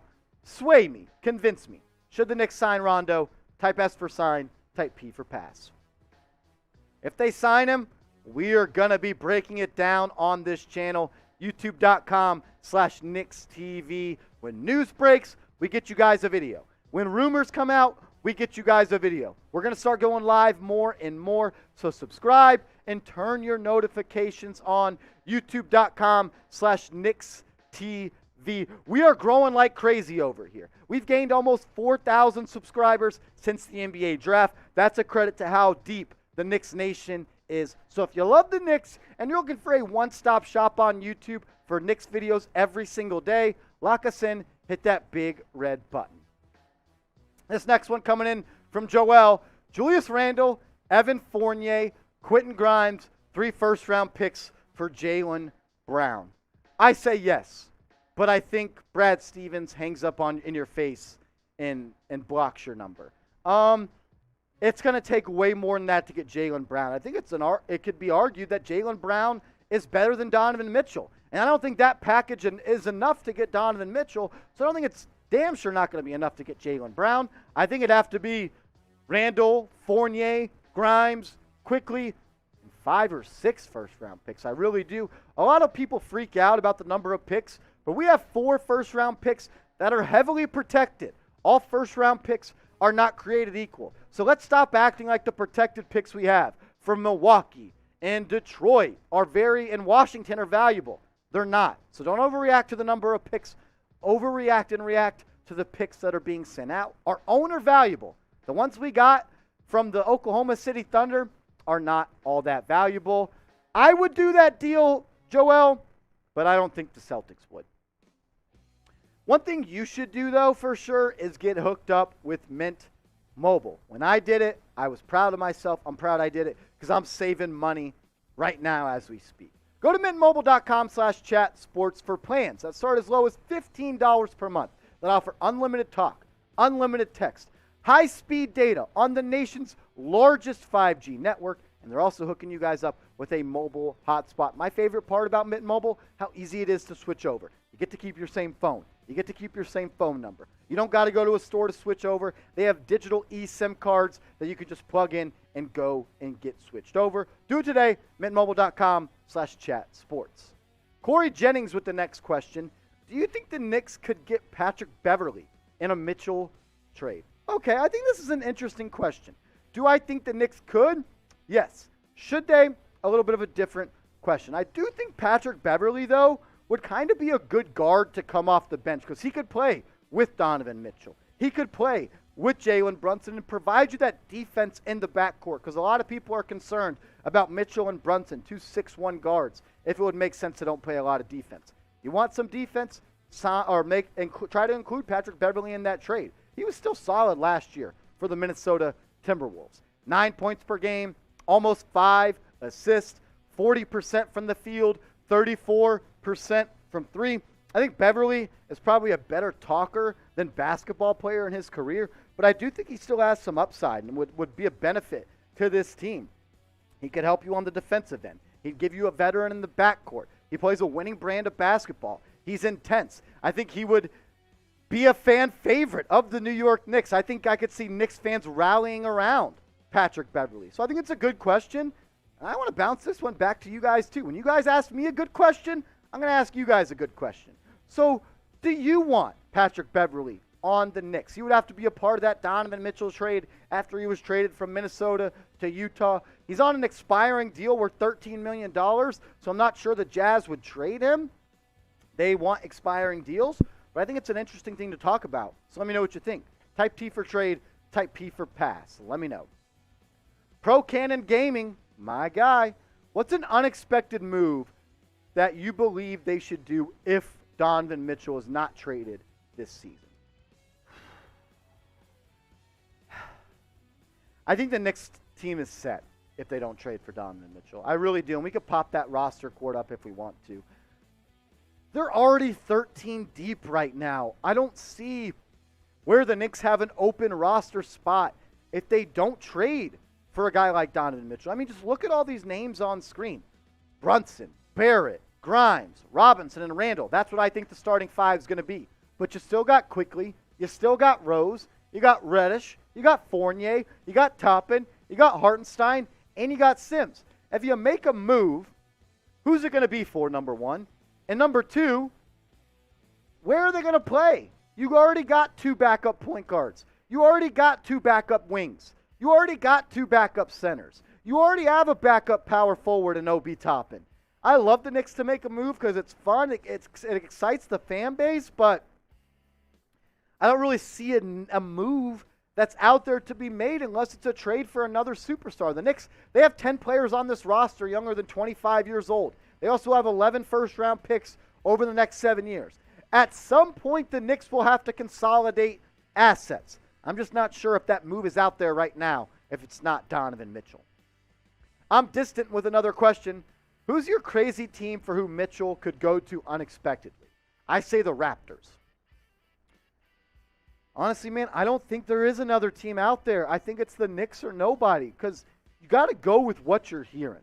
The Jazz, they want young players, they want expiring deals, and they want picks. The only team that can really offer that is the Knicks. I've heard the Hornets were interested, but they don't have the draft capital to make a trade. I've heard the Wizards are interested. They're in the same boat. They don't have the draft capital to make a move.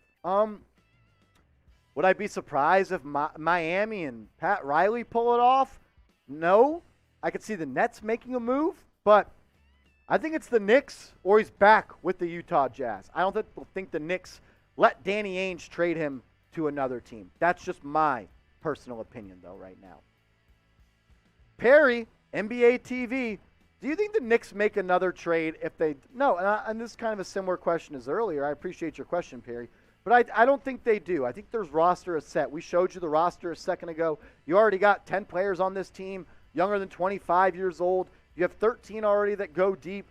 I don't really think there's a spot to make a trade. And if you do, you're going to have to include a lot of first-round picks and another player and consolidate assets. And what I mean by that is if you have 10 players on the roster that are 25 years and younger, and you have 4 first-round picks in 2023, you're not drafting 4 people. Please understand that, New York Knicks fans. The Knicks, they got those picks to make a trade. They did not get those picks to make those picks. They got it to make a trade for a superstar. And I don't think any other superstar right now is available outside of Donovan Mitchell. I don't think the Knicks are in the market to go and trade for another role player or a player like that. I think it's superstar or bust. I don't think the Knicks make another move. Right now, at least, if they don't trade for Donovan Mitchell. Last question on this mailbag. Alan Alford. MG, why worry about including Grimes, Quickly, or McBride in the Spida trade when with Spida, Brunson, and Tibbs get Rose around and they won't sniff the court? Good question, Alan.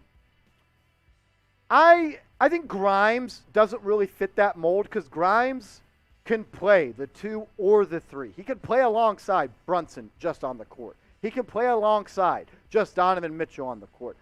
Quickly and McBride, though, I think you're more on the head with them because they play the same positions that Brunson and Mitchell do. I think Tibbs is going to split and stagger their minutes. They'll start together, obviously, if a trade happens. But you're going to have Brunson on the court at all times or Donovan Mitchell on the court at all times being the lead ball handler. So I'm not reluctant to trade Quickly or McBride. I would include them in the deal. I am reluctant, though, to trade Quentin Grimes because I think he's a guy that can play with anybody in the NBA. You're always looking for 3-and-D guys. That's what Quentin Grimes in. He makes sense next to Spida. He makes sense next to Brunson. If I had to include Grimes to get it done, I would. But if I do, I'm not giving up as much draft capital. It's kind of like a sliding scale. The more players I give up, the less picks I give up. The more picks I give up, the less players I give up. That's kind of how I think it's going down. And I think Leon Rose, Tom Thibodeau, and the Knicks front office all kind of feel the same way. But I'll ask you this question. I got asked it a couple of times. Who do you want the Knicks to trade for? You could put Donovan Mitchell. You could put somebody else. I don't think another deal happens before the season if it's not Donovan Mitchell. I love OG Anunoby, but I don't know if trading for OG makes the Knicks title contenders, and I think that's kind of the way that the Knicks want to go. But give me a guy you want the Knicks to trade for in the comments right now.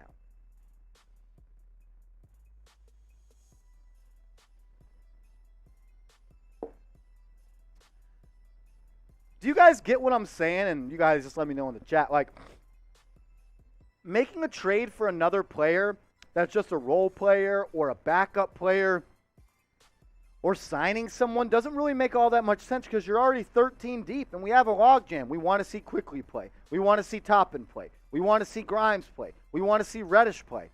They're already all fighting for minutes. You can throw in another player that deserves minutes off the bench. I don't really think it makes all that much sense. Seeps, if you want to pop up and let me know what you think, go ahead, my guy. Beatrice, yeah. You know, I thought the best question coming from the chat was comparing R.J. Barrett to Jalen Brown. That had me when I was producing that last segment right there. I was stuck in my tracks. You know, you really compare those two. I think what Jalen Brown is what R.J. Barrett could be. But I still think, Marsh, if we could throw the stats up at some point, like the stats at R.J. Barrett before the age of 23, he's incredible, man. I'm a huge R.J. guy. He's still 22 years old right now. He has unlimited potential. That was a great question, though. Jalen Brown or R.J. Barrett, that is such a tough one. And And I would love to, like, if you polled, like, all the NBA GMs, I would love to hear what all 32, like, next 5 years, you get RJ for 5 years or you get Jalen Brown for 5 years. I think they're rolling with Jaylen. I think RJ Barrett gets disrespected across NBA circles because he shot 40% from the field. And that's okay. I get it. I get the fact that, some people are concerned about the efficiency. But let's go back to 2020 and 2021 where he shot 45% from the deck and 41% from three. Do I think he's a long-term 41% shooter from downtown? No, but I do think that he could be a 36, 37% guy. I mean, like other stars in their third year in the NBA, RJ had better stats than Giannis, better stats than Paul George, better stats than Kawhi Leonard, better stats than Jimmy Butler. I know those guys weren't top 5 picks, but adjusting to the NBA game as a wing is a little bit different, in my opinion. And plus, if you look at the last Finals MVPs besides Steph last year, they're all threes. They're all small forwards. So I think if you have a guy like RJ Barrett, that's why I've been telling Marsh in the office since this Donovan Mitchell trade started, I'm not throwing RJ in straight up for Donovan Mitchell. That's just kind of where I'm at with the whole RJ Barrett, I guess, hype train per se, but I'm all in on RJ. And honestly, if you think about it, the way the Knicks roster is right now, if they just keep everything the same and RJ takes that next step up, and you have a solid, and let's just say RJ becomes your true 1, he becomes that superstar, and Jalen Brunson's your 2, it's a pretty nasty 1 and 2. Yeah.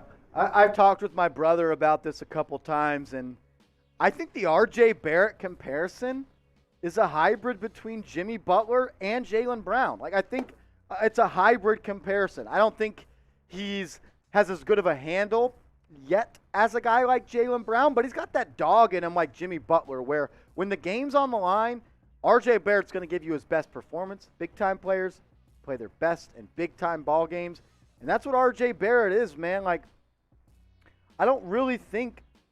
Marsh, how many points did RJ average after the All-Star game? So the final 42 games of the season, RJ Barrett averaged 24 points per game. Let me pull that up. And to all the, I guess, like, the naysayers for RJ would say last year his splits weren't as good. I think it was around 40% from the field, and I think it was around 34% from three. Yeah. I just got to think. He's a 22-year-old or 21-year-old. 21 at that time. And his usage rate was through the roof compared to other guys in the league. Because Julius Randle just kind of clocked out last year. I'm sure all you diehard Knicks fans will obviously know that. But RJ, his usage rate went through the roof. Obviously, his shooting percentages are going to take a hit. And it's not like he's a seasoned vet at that time in his career. 5 years from now, RJ, he's got 5 more off seasons, 5 more years in the league. He's 27 years old. It's incredible. Like, I just put some stats in there, list 4 stat cat and 4 player stat comp. I mean, I'm right there with you, man. And someone, Matt Person, says Anthony Davis to the Knicks. Would that be a good fit? I think it would. And I think I did a show yesterday on the channel of the next 5 stars, I think, to force their way out of a situation. And I believe Anthony Davis is going to be in that boat. I mean, look, the Lakers, if they lose this year and they're bad and they don't take another step, LeBron James is a free agent. They're going to rebuild. They have no first-round picks. We know the Knicks have been linked to them. If you can trade Anthony Davis and get a bunch of first-round picks back, I think it'd be a good deal. Let's look at what RJ has done, though, in his first 3 seasons. 20 points per game in 2021. That 2020 season, how can you say he did that at 20 years old? 20 years old, the guy averaged 18 points, 3 assists, 44 from the deck, and 40% from 3, man. Like, I don't know. Am I biased? Yes, I love RJ. But I believe he is on track. As the number 3 pick that he was back in 2019, if you told me when he was picked in 2019, in year 3, he'd be averaging 20, I would say sign me the hell up. Yeah, and plus, we're just showing offensive stats right now. Who says RJ can't be an all-NBA defensive guy? I mean, he's just got the physical attributes. I know we see a lot of guys in the NBA. Like, for me, I'm a Bulls guy. Zach LaVine drives me crazy. He's an athletic freak, but he doesn't play defense like I think he should.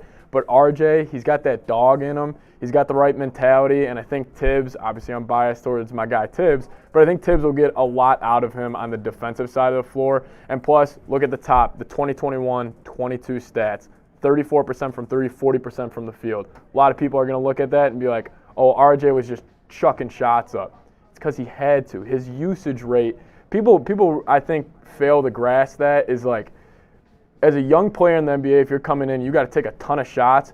You know how hard it is to shoot 40% from three, 44% from the field like he did when he was 19 or 20 years old. I mean, RJ, just with kind of his development, I think he could next year, with a guy like Jalen Brunson giving him easier looks. If my stat prediction for RJ next year, I think without Mitchell, I would probably say he'll probably get up to 21, 22 a game, probably stay around 3 assists.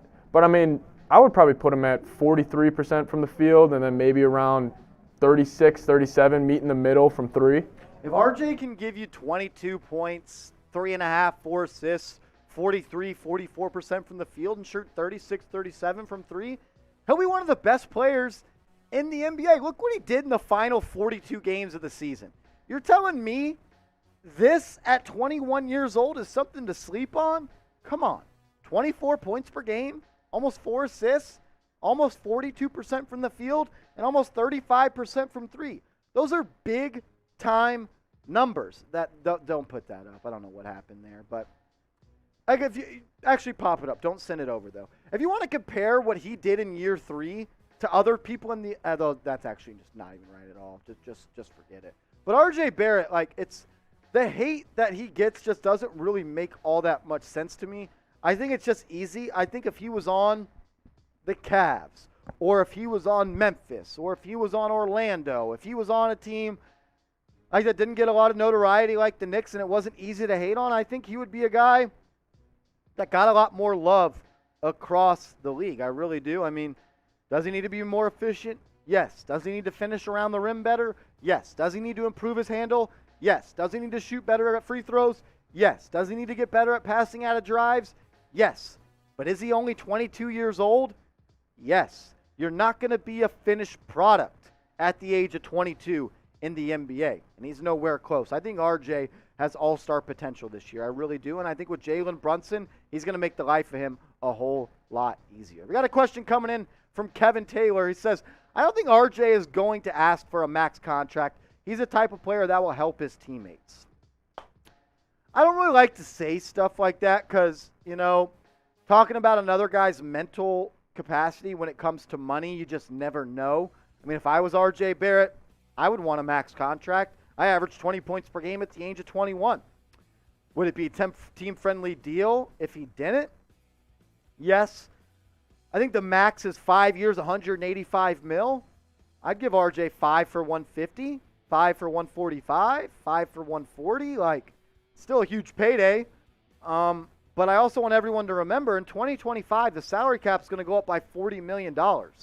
So the contracts you're signing right now are going to look like cheap deals going forward. Tabiti, 120. He asked the question. Right now, RJ or D. Garland? I think Darius Garland is a better player right now, but I think you win in this league with wings. And that's what RJ Barrett is. Small point guards. Agreed. Small point guards, I think, have been proven that you don't win with small point guards. Before Steph Curry, who was the last point guard to be the best player on their team and win? Derrick Rose before that. Probably Isaiah Thomas. Like back in the like for the Pistons, I would. Like is it Chauncey Billups? Tony Parker? Yeah, but they had Tim Duncan. Exactly. And Darius Garland, he's fantastic, man. I love watching him. No doubt about it. He's great. But like Marsh was saying, dude, wings win. If you can let your guy RJ Barrett 6'9" just keep developing, that's where Finals MVPs come. Like just look it up. Last 10 Finals MVPs, it's all Kevin Durant's, Kawhi Leonard's, LeBron's, obviously because those guys are the better players in the league, but they're all wings, they're all big dudes. Like it's a very interesting debate. And though. I think RJ would fit perfectly next to a guy like Brunson and Mitchell because he's not the guy that needs to be the face of the offense. He doesn't have to dribble the hell out of the ball. He has a little 3-and-D to his game. Like RJ, I think, is going to step up to the plate this year and silence a lot of people. He knows that people have been hating. He hears it. He's a socially aware guy. No doubt about it. He is someone that I think is and Tabiti said yes because Garland was the 4th pick. No one would have picked in the NBA, though, Darius Garland over R.J. Barrett at the time. R.J. Barrett was clearly the third player in the draft. The Cavs made a good pick by picking him fourth. I don't think the Knicks made a bad pick by picking R.J. Give me R.J. I'll roll with him. Let's ride. We got a super chat coming in from Big L. I wish I had a Big L. He says, "Yo, Marshall, the other day you mentioned SGA from OKC. What would a trade like that look like? And what are the chances of getting him? Have a shot on me. You guys rock." Big L.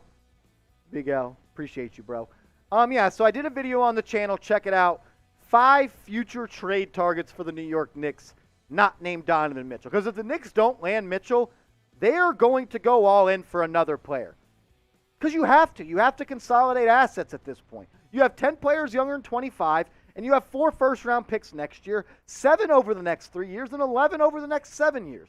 You can't pick that many players with already the use on this roster. What a trade for SGA would look like, I'm not sure, to be honest with you. I mean, Sam Presti, he wets himself over first-round picks, so I think you got to include a lot of those, but... And you kind of got to wait to see what SGA develops into. He's another one of those young guys where he could go for maybe 3 picks and maybe a young prospect. But if he takes another step up, and let's just say the Thunder are viable this year, and he has an all-star year, and he's 23 years old looking into the future, he could demand a lot. And I think, we've been talking about in the office all year since the Rudy Gobert trade. That really reset the market, and I think it really made people realize that draft picks in the NBA really don't mean much unless they're top 10, top 15. Let's just think about it. A pick in the 20s to 30s in the NBA, probably the equivalent of a 3rd or 4th rounder in the NFL. Yeah. That's where I would probably say it would be. Yeah. And I think Knicks fans are funny, and I can say that because I am one. Knicks traded out of pick number 11 this year. They got 3 first-round picks. What did everyone say? We got fleeced. Why would we do that? And then you guys say including those picks for Donovan Mitchell makes no sense. You can't have it both ways. You can't value the picks when you want to trade them and then devalue the picks when you trade for them.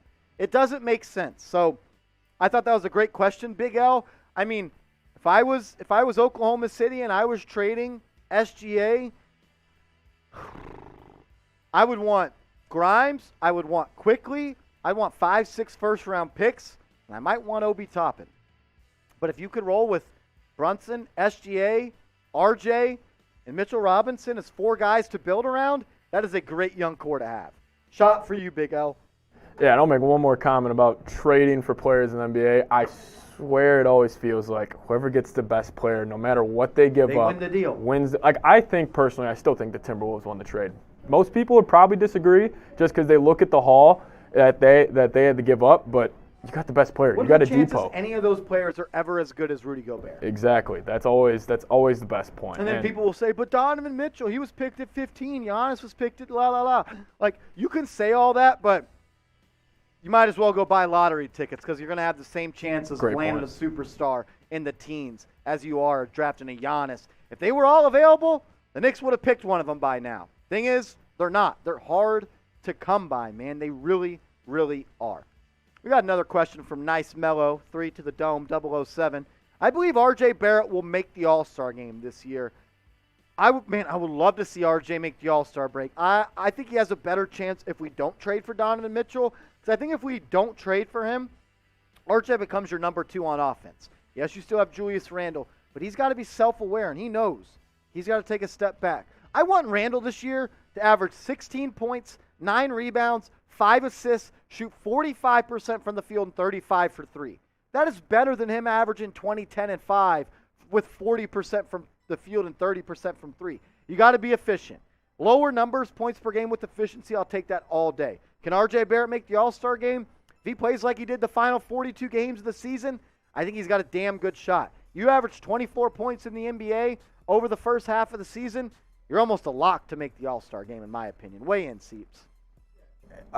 Personally, I think this will be his breakout year. All-Star game, it's going to That's tough. It's going to be because there's a lot of good wings in the Won't East, be a too. starter. He'd have to be voted in by the coaches. Yeah, and plus, I still say this, RJ, he still gets shadowed over by Zion and Ja Morant in that draft.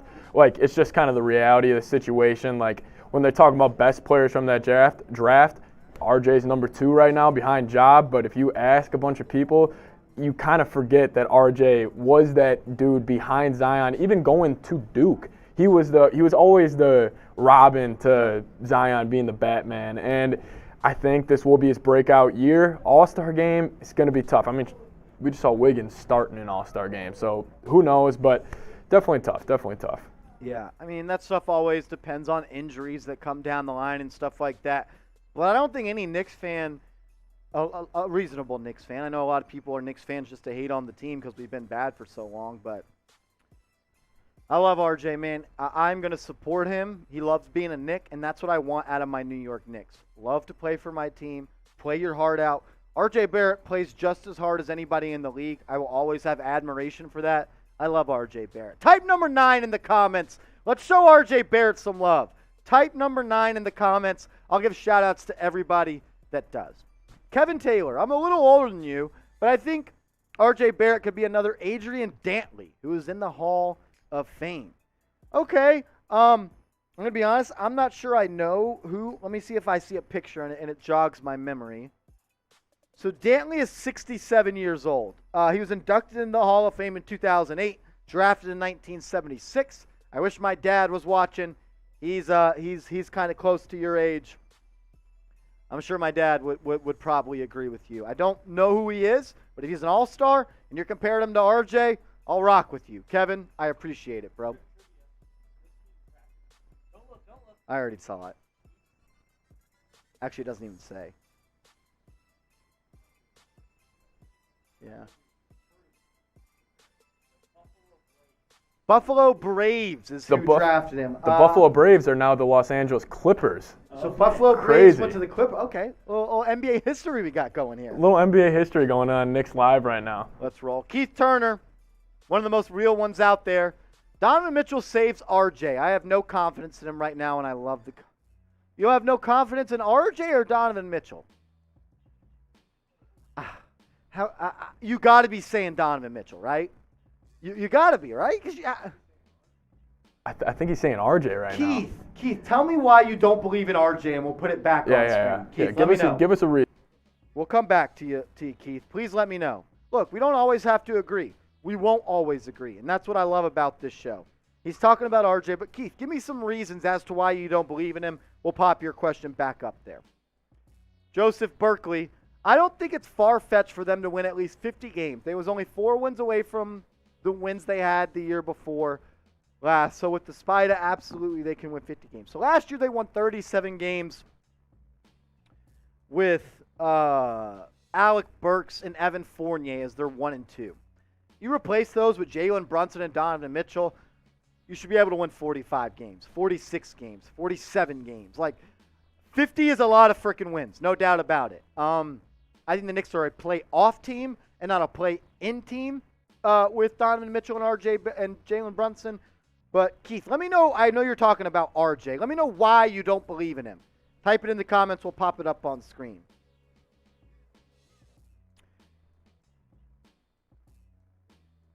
Interesting take here from Marloon Tan. Focus on the talent we're building and get rid of Randle. That's key. That's kind of the debate that Knicks GM Leon Rose and all of them, they're going to have to debate is, do you want to keep guys like Quickly, Grimes, or do you want to go get a guy like Donovan Mitchell? In my opinion, I'm not a biased Knicks fan. I'm kind of third party right here. If I were the Knicks, I'm trading all of the young guys, but RJ and maybe one more, but then I'm giving them every pick I have. Every pick they would take, go in, get Donovan Mitchell. That's kind of what I would do, but that's obviously like, I mean, you guys have more of a relationship with these young guys. You can't think like that, though. You're right. You cannot have emotional attachment when talking business. Any brand of business, you can't be emotionally attached. And the Knicks have 8 tradable first-round picks over the next 7 years. They also have 11 picks in total in the next 7 years. So even if you traded all 8 picks, you would still have 3 first-round picks in those 7 years. I'd be kind of hesitant to trade 8. But if the Jazz called me right now and said, give me Fournier, Grimes, Reddish, 5 firsts, deal. I'm doing it. I'll do it. I really would. Jabroni, please put Jabroni's comment on screen, because this, no, not that one. That's stupid as hell. The next one. It's one that just came in. That's the Melo trade. Jabroni, it is not the Carmelo Anthony trade. I'm going to break it down to you right now. That is the most lazy statement I have heard by New York Knicks fans this entire summer. It's the Carmelo Anthony trade. You know why it's not the Carmelo Anthony trade? Because one, in the Melo deal, you only gave up like 2 first-round picks. But you gave up all the talent you had. You traded Wilson Chandler. You traded Danilo Gallinari. You traded Raymond Felton. You traded Timofey Mozgov. That is 4 starters right there. If you trade for Donovan Mitchell, you still have 4 starters in Brunson, Barrett, Toppin, and Mitchell Robinson, and Donovan Mitchell. You have your whole starting 5, and you would still have first-round picks because you have 11 in the next 7 years, and you can only trade 8. So even if you gave up the farm and you traded all 8, you'd still have 3 first-round picks, but your starting 5 would be intact. It's not the Carmelo Anthony trade. Well, after you traded for Carmelo, you had to start Chauncey Billups at point guard. You lost your 2 wings in Danilo Gallinari and Wilson Chandler. You lost your center in Timofey Mozgov. It is not the same. Stop freaking saying that. It's stupid, and you're showing me that you're not paying attention. I am tired of Knicks fans saying that. It is not the Carmelo Anthony trade. It's not even freaking close, man. It's freaking stupid. It's freaking stupid. Like, it's such a lazy take. It really is. It pisses me off. It really does. And plus, if you would trade for Donovan Mitchell, and like what you would give up, like the young guys and a bunch of picks, you would still have a really solid roster around him. If you were able to keep RJ, obviously you would keep Brunson. Obviously you would keep Mitchell Robinson. That's top. Who is the RJ Barrett that you kept in the Carmelo Anthony trade? You don't. No, you don't freaking have one. Who's the Jalen Brunson? Yeah. You don't have one. Who's the Mitchell Robinson player you still have after the Melo trade? You didn't have one. Like, it's lazy. That shit gets me fired up because it's just lazy. Like, Knicks fans, we complain all the time. I did a video yesterday about 5 players the Knicks could trade for in the future, not named Donovan Mitchell, and people were literally saying, I don't want Joel Embiid. I don't want Anthony Davis. I don't want Devin Booker. I don't want Shai Gilgeous-Alexander. Who the hell do you want? Do you want Michael Jordan? Do you want LeBron James? Like, we're not getting that next great player that's going to be a first ballot Hall of Famer and one of the best players of all time. You take good players when you can get them. It's not the Melo trade. All right. Sorry, Jabroni. I don't mean to go off on you, but Keith Turner. I just don't see this superstar in RJ like you all do. He's talented. You just don't have the wow factor for me, but I respect every player. I'm not sure that RJ Barrett is a superstar. How many superstars are in the league right now? Superstar club, I would probably put it at around 10 to 12. Yeah. So, yeah, I'm not saying... I might be even lower than that. I think a superstar is the number 1 player on a title contender. See, by that, I would probably say 7, You got 8, LeBron, Luka, Greek Freak, KD, Kawhi. Steph. Oh, wait. There's probably one we skipped. I think Joel Embiid's probably a superstar. Jokic is a superstar. Like, those just don't grow on trees. If RJ Barrett can consistently be a guy that averages 20 points in the NBA and he ups his efficiency, he would have lived up to being the 3rd pick. Yeah. So, Keith, I understand you saying he's not a superstar. I'm not saying he will be. But I am saying he's going to be a good player in the NBA for a very long time. Maybe he's a 3rd option. If that's the case on a championship team, I'll take the hell out of that.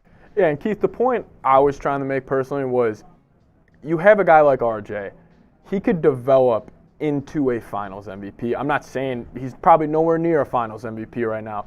But I think if you look at his max potential, if we're living in La La Land, you look at the 3s and 4s that have won NBA championship, he kind of fits that mold. And I think he has that dog in him just from being overshadowed by Zion pretty much his whole basketball career ever since his AAU days. I just think if you think of RJ as just this player that you could just develop and just keep getting better every single year. I said it earlier, in 5 years from now, 5 more off seasons, maybe a couple playoff runs, RJ's 27 years old. Think about that. Think about how much just your life personally has changed in 5 years. Think about if RJ, he's just on the gun for 5 more years, getting shots up. Not saying he's a superstar. I think see what you said, and he doesn't have the wow. I think the wow is that he's 6'9" and he can move like a guard. That's where the wow is with me. Yeah. I mean, Kirill Nuamvo, if you can put his question up on screen, it's a Rangers picture. He said championships are made from either building within or free agency. Trades for stars not getting you anywhere. Well, how did the Golden State Warriors get Andrew Wiggins? They traded for him. and I think that's okay. So if you're looking at the 2 teams that made the finals this year, yes, you're sort of correct. I think this is a little recency bias from you. And if you look at like the Bucks last year, listen, you're not going to be able to draft a Giannis or a Steph. Like, those guys are really hard to draft. They traded for Drew Holiday, though, who was one of the best players on that team. Yes. And they traded for Bobby Porter. Like, I don't know. Look at the Knicks roster. You drafted Mitchell Robinson, correct? Yeah, drafted R.J. Barrett. It's not like, I think it's a good combination of guys where you it has to be a combination. Yes. I don't think it's like, oh, you all need to be drafted by this team. Because, listen, the Warriors this year, I'm sure, I mean, what you are seeing in the free agency, they're still going out and making moves, trying to get better. You don't see teams just kind of sit back in free agency. And I kind of get what you're saying with trading for a star may not get you anywhere, but hey, I mean, if the Lakers didn't trade for Anthony Davis, they wouldn't have a ring in this era. I mean, Indeed, they traded for him. Great point, Seeps. Yeah, I mean, you got to make moves. And who did they give up? They gave up Brandon Ingram. They gave up probably better prospects than the Knicks would give up. And I'm sure, Hart. Yeah, Josh Hart. Like, I'm sure Lakers fans a little bit, maybe 1% of them. Lonzo was in that deal too. I mean, just way better players than I think the Knicks could give up. But you got that championship. And I'm not saying Donovan would guarantee you a championship. Gives you a better damn chance than you have right now. And I'll say this point, I'll make one more point. If you trade for Donovan Mitchell, who says a guy like KD or one of these superstars or a guy like Luka won't be like, damn, I think Donovan could be a 2 and I could be the 1 and then Brunson could be the 3. Stars attract. In 2025, the salary cap is going up $40 million. The last time that happened was the offseason that Kevin Durant signed with the Golden State Warriors. The Knicks are positioning themselves for 2025 to add another star. I want to say this, though. Sorry, I was reading the comment section. A lot of people are always like, we can't trade the draft pick, blah, blah, blah, blah, blah. The Knicks have not re-signed a first-round pick to a multi-year contract since Charlie freaking Ward. That was in the 90s. Like, it is so hard to draft in the NBA. It is a crapshoot. And a lot of people are like, no, we signed Mitchell Robinson. That was a second-round pick. We have not re-signed a first-round pick to a multi-year contract since Charlie Ward. And we have had a lot of picks in the top 10. Channing Frye, didn't work. Danilo Gallinari, we traded him. Guys, it is so hard to draft in the NBA. If you can take a chance and move it for a guarantee, you do it. That's what smart people do. And I also feel like NBA fans, it's natural to think that guys like Quentin Grimes and Quickly will be on your team for 10 plus years. I'm sorry, you look at the NBA right now, players are opting out left and right. Players are demanding trades. I don't think it's the player movement. Yeah, so I don't think it's like a guarantee that these guys will always be in New York for 10 plus years. I mean, who says Quentin Grimes doesn't ball out on his rookie contract and, you know, has a really good season for the Knicks, and then who says he wants a lot of money and the Knicks can't pay him? He's a guy that could demand a trade. Like, I don't know. I just think when you could always get in a bona fide star, not superstar in Donovan Mitchell, just a star, it's kind of why not. Again, I'm in the camp. Don't even think about giving up RJ for him. But I think, again, it's a combination of, you got to build within the draft, but then you kind of got to, I'll have a good analogy. Building through the draft is like the cake. That's the cake, and then the icing on top, those are the free agents. If you have all icing, it's going to taste awful. And if you have all cake, you're kind of like, what am I eating right now? I think it's got to be a good combination. Great point. And if you're telling me that the Knicks already have a starter in R.J. Barrett that was in the draft, you have a starter in Mitchell Robinson that was in the draft, hopefully you keep Obi, and he's the guy that comes in and he's your – you have 3 starters that came from the draft, and it's Brunson and Mitchell, like – Man, does that guarantee you a championship? No. But it makes this team more interesting than it has been in a long time. Long time, my friends. Jason B. back with another one. Super chat, Ring of Honor right there. Jason B. He has super chatted $80 today. He's super chatted $120 last week. You are the MVP of the show once again. And with that, me and my guy Seeps are taking shots. To Jason B, let's ride. Keep RJ and enjoy a shot. Yes, you. When is the last time the Knicks had a 21-year-old that averaged 20 points per game? I'll wait. Someone go Google it and let me know. I don't think people are realizing how special that is. 22 years old and you're averaging 20 a game in the NBA. He did that at 21. Like that's insane. Here, we'll throw up his stats from the last 42 games of the season real quick, because I think this is the best way to just show off RJ. Show Jason B some love in the comments. My guy Carl is doing it. Type Jason B, give him a shout out, give him some love. We can't do what we do without people like him and all of you who have tuned in. 373 live, 366 likes. We are 34 likes away from another shot. Hit that like button. More likes we get, more Knicks fans are going to get in here. But I think Seeps is hitting the nail on the head right here. Doing this at age 21 is ridiculous. Ridiculous. Seeps, talk this through. I want to pull something up. Yeah, I mean, listen, this is 42 games. This is pretty much exactly half a season of the NBA. 23 a game, 3.5 assists, 41.4 from the field, and 35 from three-point.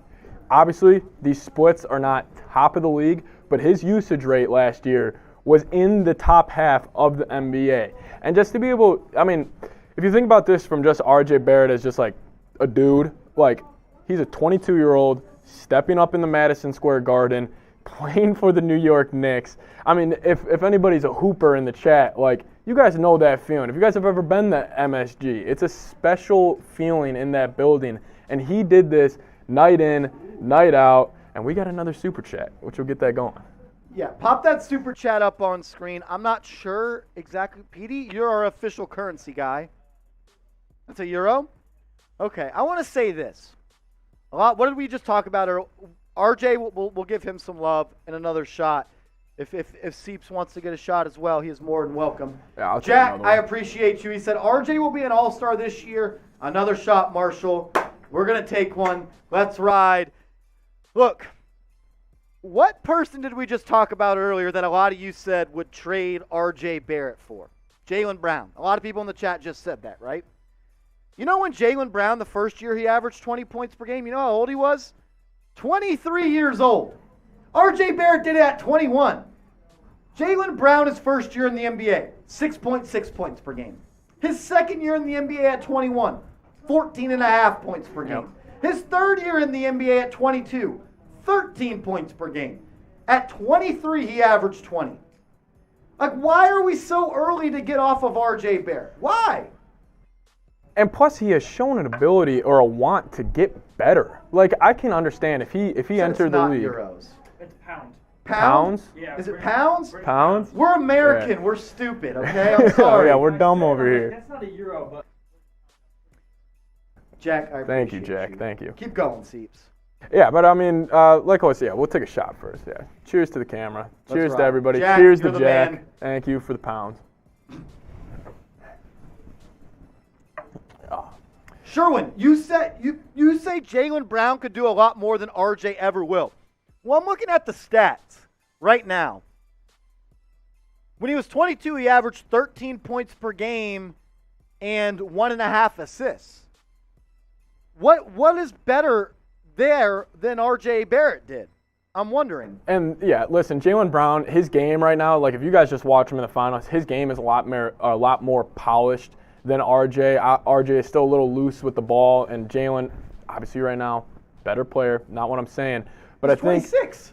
He should be better. So think about that. He's 26.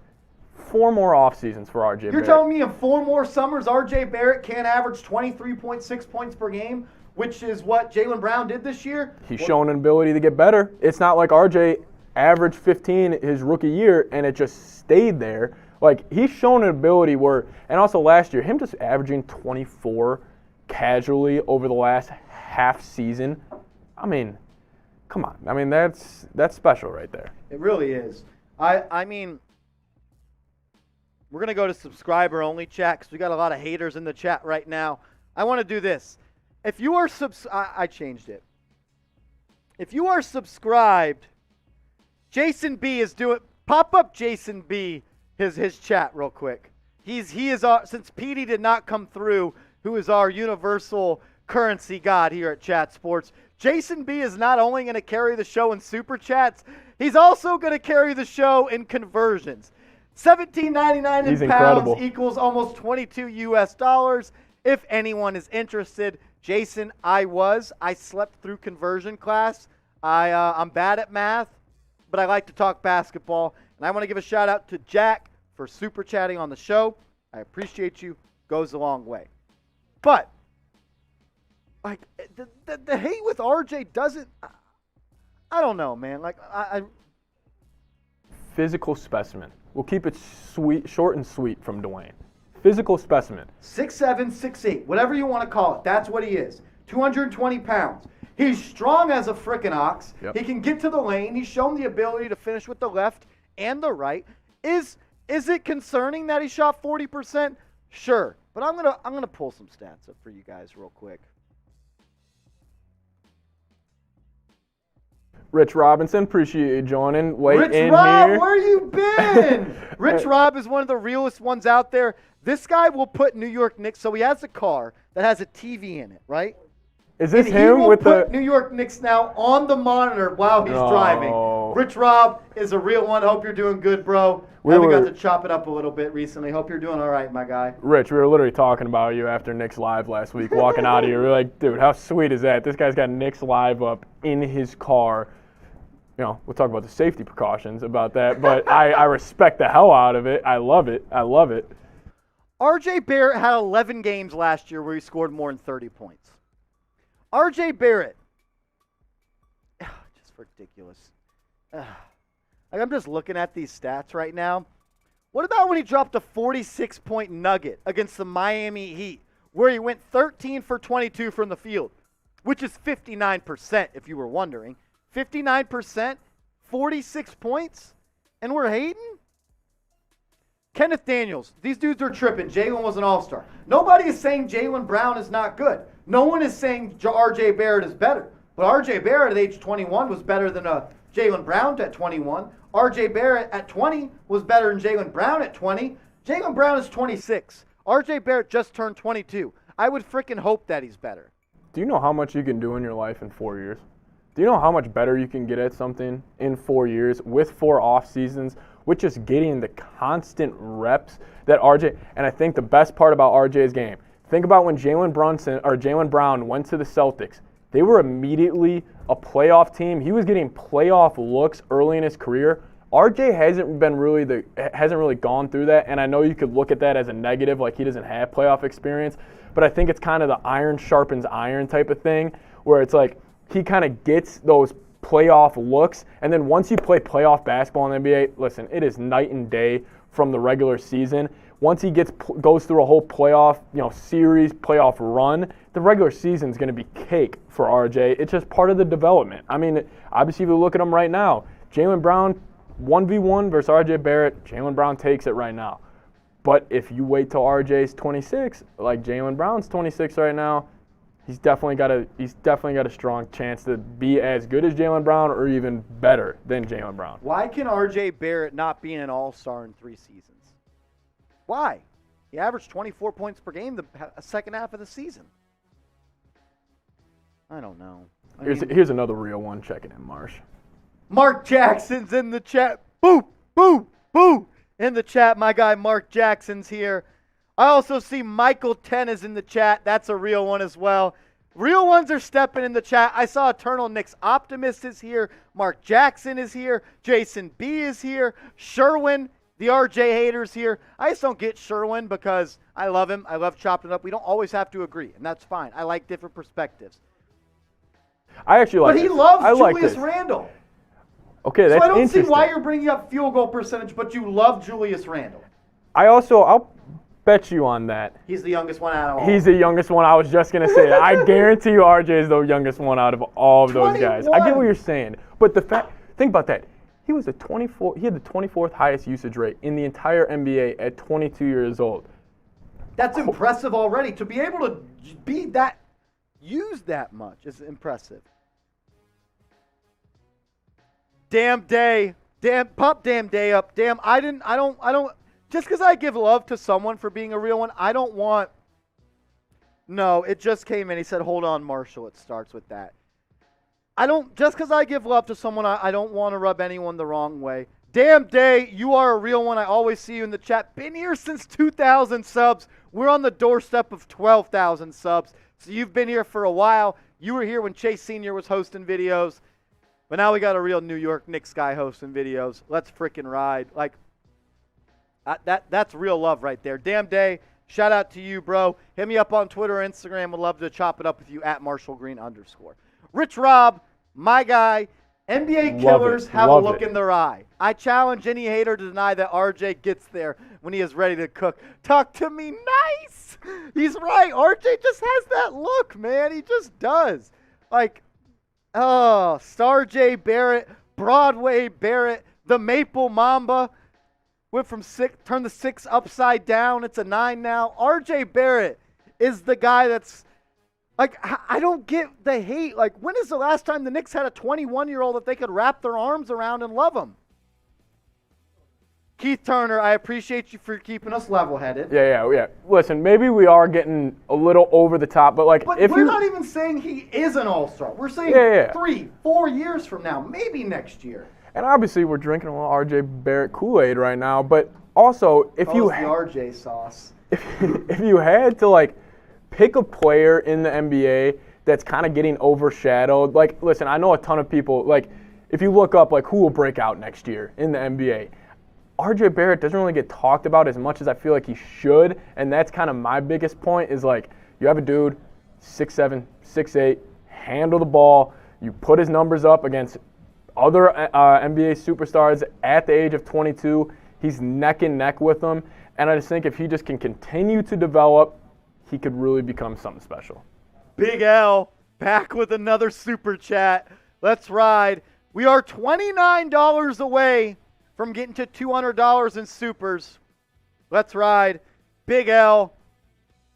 Wish you had a big L. You could pass this way. But he says, calm down, guys. Have another shot. I think the shots are turning me up a little bit. I think that's what it is. I know you are, Big L. And RJ is the best thing to happen. Honestly, I don't think that can really be debated. Is RJ Barrett flashy? No. Does he throw down crazy 360 tomahawk dunks? No. Does he pull up from 3 like Steph or Trae Young? No. But is he a damn good basketball player that has the best basketball of his career in coming up in the future? Yes. I think that's why people don't really want to love RJ like that, because he doesn't do the crazy dunks that Ja Morant does. He doesn't pull up from 40 like Trae Young. He's not as shifty as a guy like Darius Garland. But I'd argue he has just as high as a potential as just as much as any of those guys. Shout out to you, Big L. Yeah, and I think also, I agree with you, probably the best thing to happen to the Knicks since Melo. I 100% agree with you if I'm just looking at this from a third party. And I still say this, he's been overshadowed by Zion. Knicks fans, you know this. You guys all wanted Zion. That draft class, that was the guy that all Knicks fans, I heard it all the time. I'm a Bulls guy. Zion's going to New York. So I'm sure a little bit of you was we got stuck with RJ. It was kind of instead of we got RJ, it was we are stuck with RJ. I think he's going to impress a lot of people. And I think the number one thing we're not talking about here is him on the defensive end. Him on the defensive end is 6'7", 6'8". Let's just say you look in the East, it's an Atlanta Hawks, New York Knicks first-round matchup.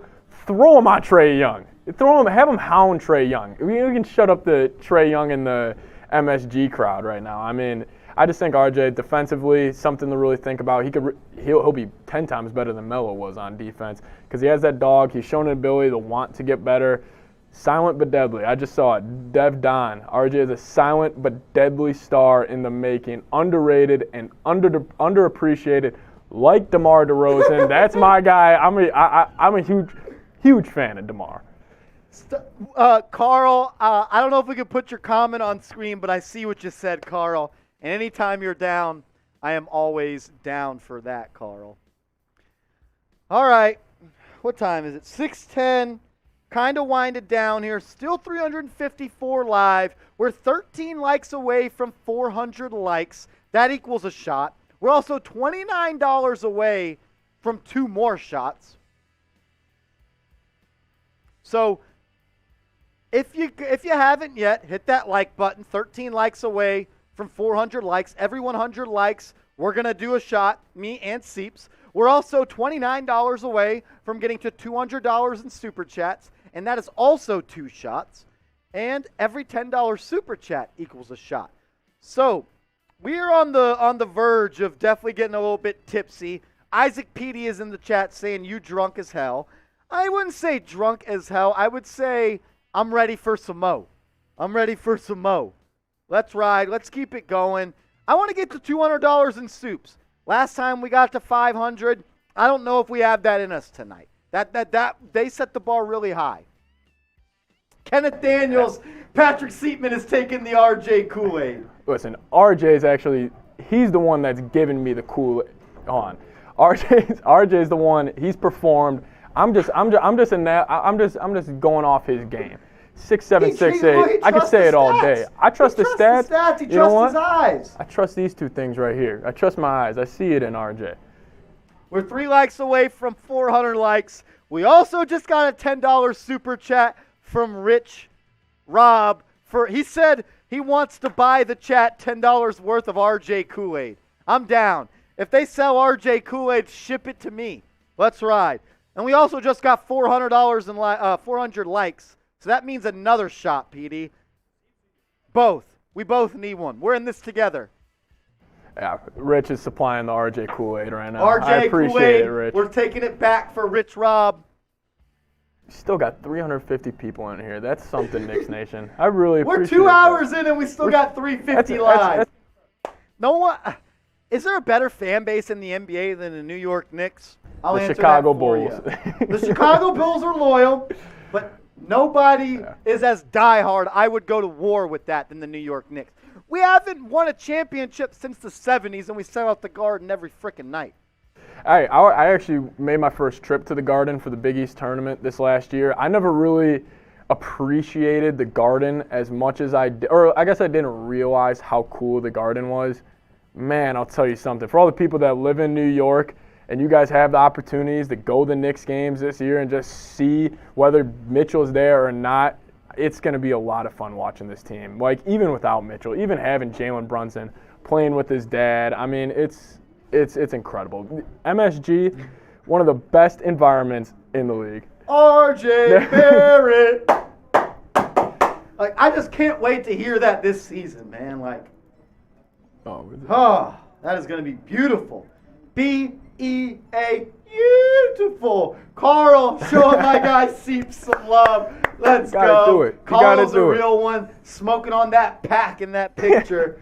Carl's been around. Carl, when did you join the show? Because I think I remember seeing you like when I first started doing videos. Carl, let me know when you feel like you became a real one and started watching Knicks videos every day. I think it was back when we were like 2,000, 1,000 subs. You've been around for a while. You've been a real one. Tyler Jones, come on over here. Before Tyler Jones gets out of here, he told me that if we get a $50 super chat, TJ, slide up in here, get in the frame. Oh, hi. We're 2 bigger guys. Yes. TJ's right here. He said if we get a $50 super chat, he's going to do a beer boot. Yes. $50 super chat. Jonesy's going to do a beer boot. You New Yorkers have money. Come on. He's also an OKC fan, and he said, I'm not allowed to talk about SGA to the Knicks. Yeah. No, that's not happening. $50 super. Someone step up to the plate. This man needs a beer boot. He's had a long day.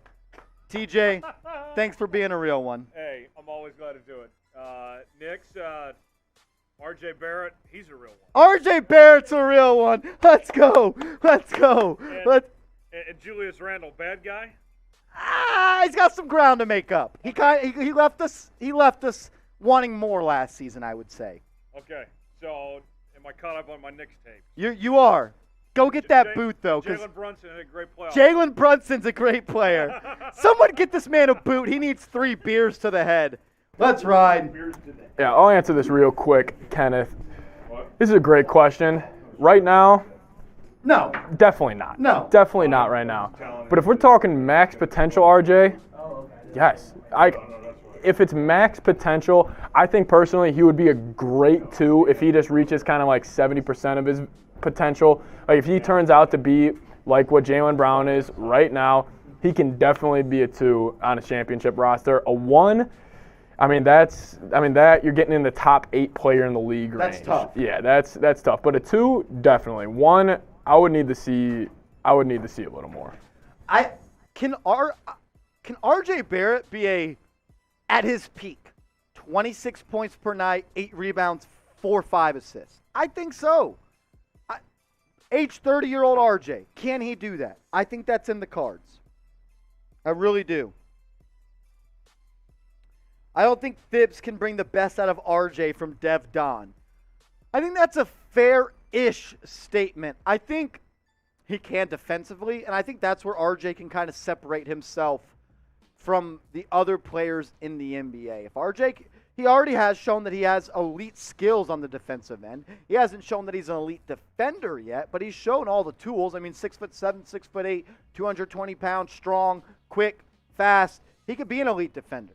Offensively, I do think Tibbs' scheme kind of limits RJ a little bit. If RJ Barrett was your number 1 option in a Mike D'Antoni offense, he could average 30 and 7. I truly believe that, if he was the number 1 option. That's what happens in a D'Antoni system. Your numbers get inflated. But I do think that Tibbs can bring the best out of him on defense, and I think Tibbs is going to be a little bit of a different coach this year. Oh, Jason my B! God. Jason B! Get that boot ready for TJ. TJ, let's ride. Get that boot ready. Oh, my God. Oh. Oh. Oh. Oh. Go. Oh. Go. Oh.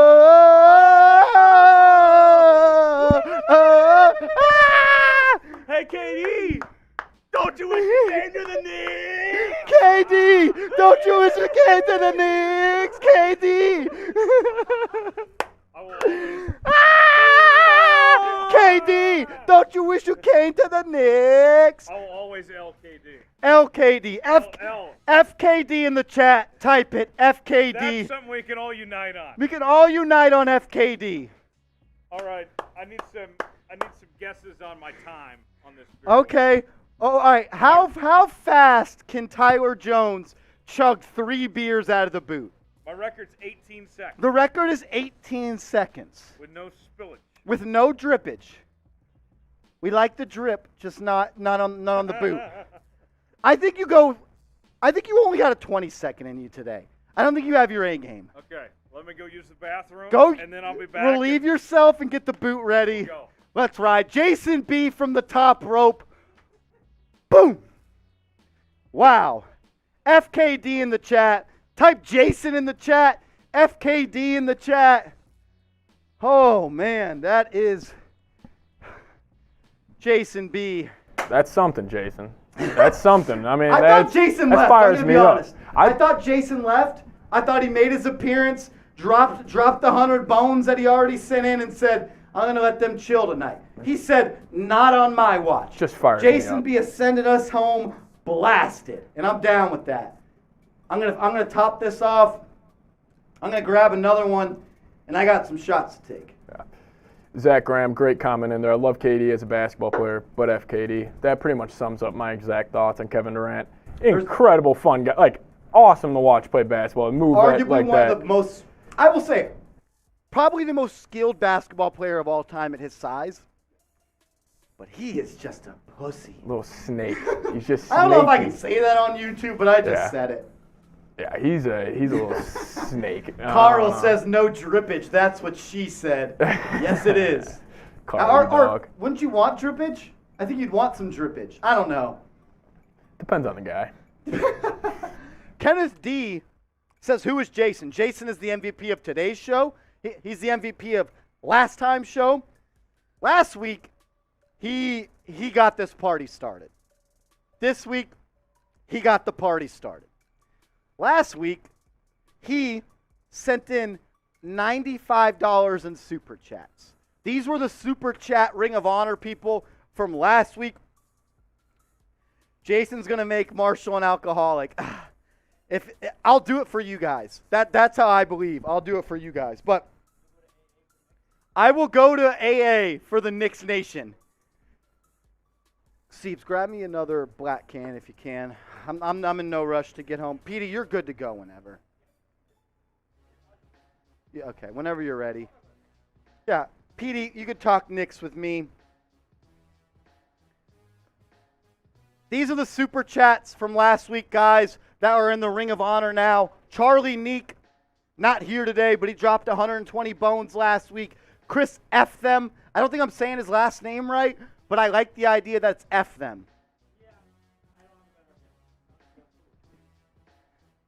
Yeah, I don't have a better guess. So I'm going to go with Chris FM to F them. I don't know, Jim. I think F. them would be a cool last name. Yeah, I could see that. Jason B, 95 bones last week. We'll have to get the tally in a second. I know he already sent in a 50. I know he sent in a 70. And I think he sent in a 10.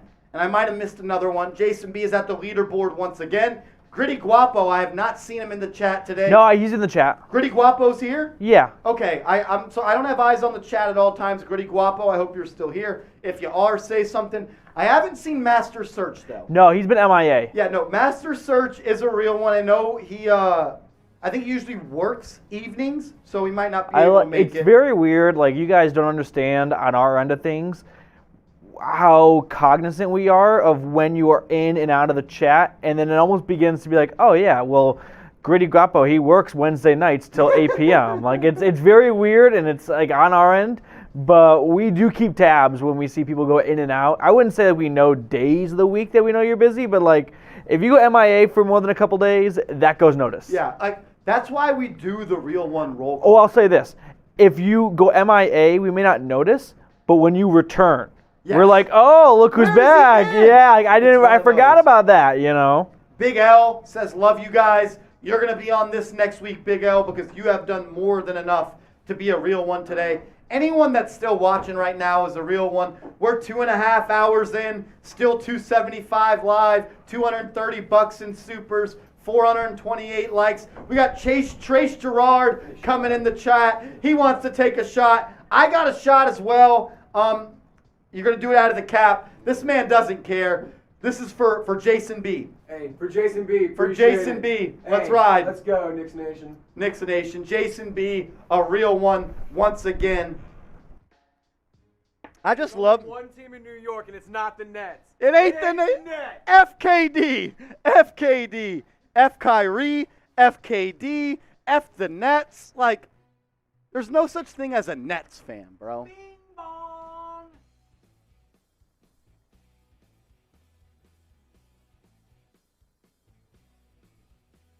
Okay, Slack me or message me. All right, that's fair, I guess. Don't really get it. But hey, Jason B's a real one. Rich Robinson. Kenneth Daniels says, so how many games will the Knicks win? I think the Knicks, if they stand pat with the roster that they have right now, of Jalen Brunson, RJ Barrett, Quentin Grimes, Julius Randle, Mitchell Robinson, Emmanuel Quickley, Derrick Rose, Evan Fournier. You won 37 games last year with Alec Burks and Evan Fournier. I believe the Knicks right now can win 43 games. 43 games. Can you be 6 wins better than you were last year? I might be selling them low. I really might. But I've been burned so many times by the Knicks. I believe in them, and it hurts. It sucks, but I think this is the year. I think that's...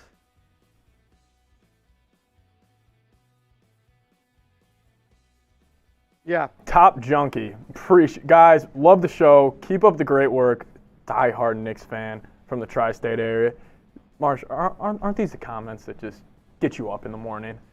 guys like Top Junkie getting in here, Dude, support. This is awesome. So before I go to bed every night, and honestly, on my drive in, which I probably shouldn't say, but when I wake up, I go back and look at the comment section. And the love that you guys have been showing to the show and to me, I don't want you guys to think it's just me. This show doesn't happen with Patrick Seatman not helping me out when I need help to get a show ready to go. Without Matthew Peterson helping me out to get a show go. I may be the face of the show, but we have guys behind the scenes that bust their ass for the people like you guys. And the reason we've been able to grow so much is because of people like them and you people like you that watch every single day. Top Junkie, I appreciate you. You're a real one. Also, Marsh, what are we doing right now? We're just taking comments from the great Knicks fans and talking about it. That's what's beautiful about this.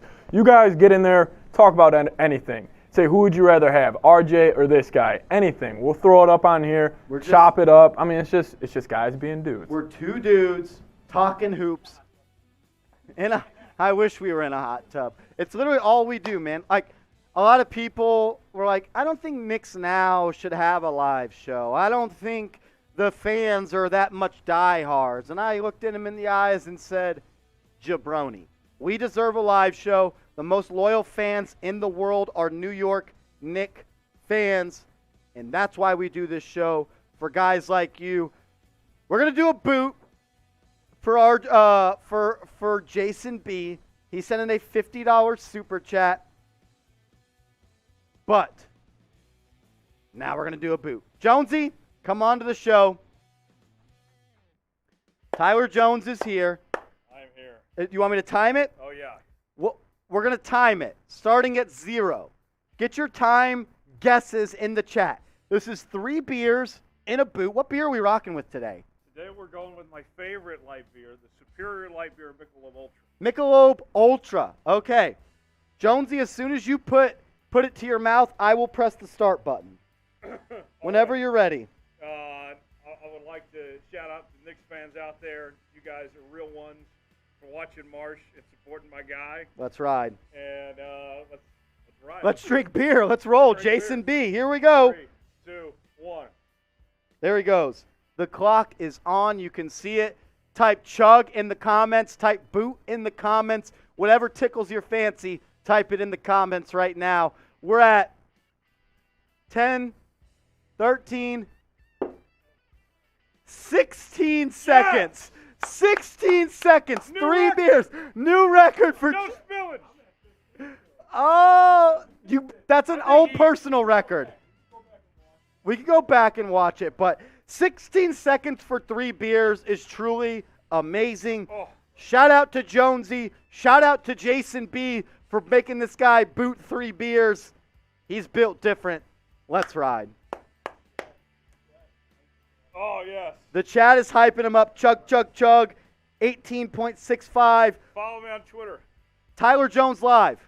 That's his Twitter. Hit him up. Summer of Jones. Let's Summer of ride. Jones. Let's ride. All righty. 6:28. We did it. We did it. You did it. I did it. You did it. Let's ride. Shout out to Jonesy. And there he goes. He's gone that quickly.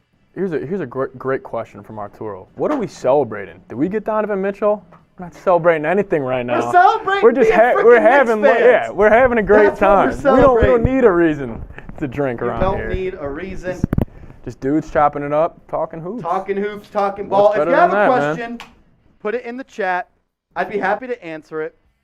Anything you want to debate, any NBA takes that you have. You got some hot takes, throw them in the chat. You got some cold takes, throw them in the chat. We are also only 60 likes away from another Arturo says fireball we're shot. drinking iced tea. Yeah, for sure, bro. For sure. Come on, man. Dude, come on. You think I'd do that to you guys? Come on. Come on. Yeah, we just opened up a can and there was iced tea in this, truly. Yeah. This is also great point. The fans on these chats are the best. We're not doing without the fans. Who would we be talking to right now without you guys? Whose questions would we be throwing up without you guys? You guys are leading the conversation. That's why it's so much fun. 100%. We thrive off of audience interaction, and we would not be able to do without what we do. I don't really know what I just said, but we'd not be able to do what we do without you guys. Answer this one if you want. This would be the littest bar in the city right now. If we had a Chat Sports New York Knicks bar, that would be hilarious. Carl's got a question for my guy Seeps. All right, so Carl's got Pat. What do you think of your Bulls squad postseason? So I'm assuming just like going into next season, how do I feel? A lot of it has to do with Lonzo Ball's knee. The Bulls, before Lonzo and Caruso got hurt last year, they were the number 1 seed. And obviously it's the regular season. I was really getting my hopes up. Personally, I think the Bulls, a lot of it depends on guys like Patrick Williams and how he develops. And personally, I'm not the biggest fan of Nikola Vucevic, but I think the Bulls going into next year, if Lonzo's there, if Caruso's there, I think they could be good. I mean, DeMar is a bucket getter. LaVine, he was also hurt. It wasn't like he played through injury last year with his knee. I don't know. I think if the Bulls, full healthy team, do I think they can win a championship the way they're constructed right now? Probably not.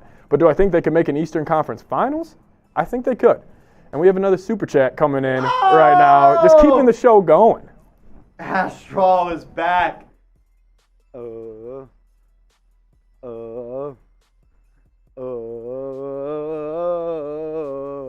He's back. Astral is back. Show him some love in the chat. Astral and Jason B are going back-to-back with super chats. I appreciate everybody that's showing love. Astral is off the chain. Bro, ask a question, please. I'd like to answer a question that you have about the New York Knicks. Please do so. Arturo says, trash college kid talking Knicks. Come on, drink more if you can back it up. Tequila, you're drinking chick shots. Arturo, how about you super chat? Make us get effed up. Like, it sounds like you're the college kid because you're not super chat. I don't know. I don't like the disrespect because I like to support people that support me. And a lot of you in the chat are supporting me. And we got this from Top Junkie. Fellow fans, I believe Donovan Mitchell truly wants to come home. His parents live 15 to 20 minutes from the Knicks practice facility. He is close with his family and will probably move back to his old bedroom.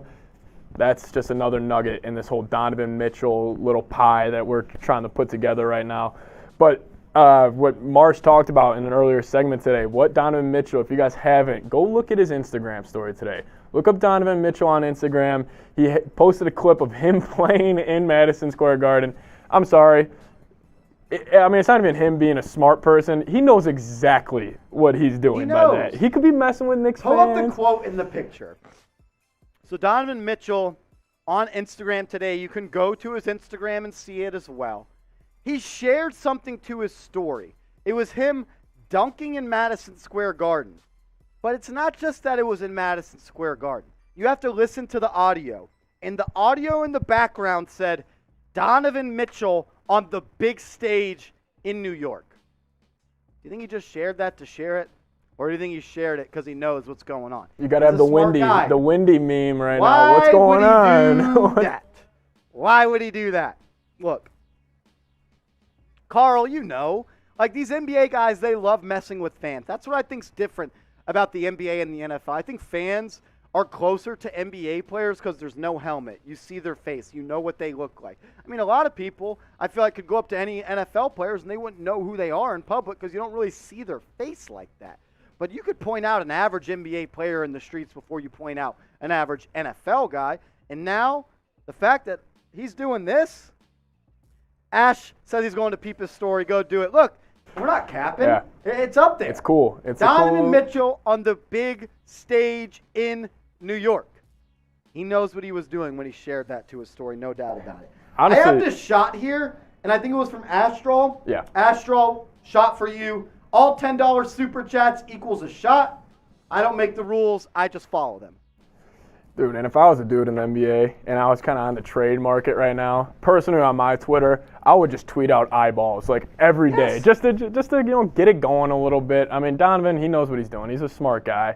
But yeah, we got a good question in chat. I'll pull that up actually from Rich.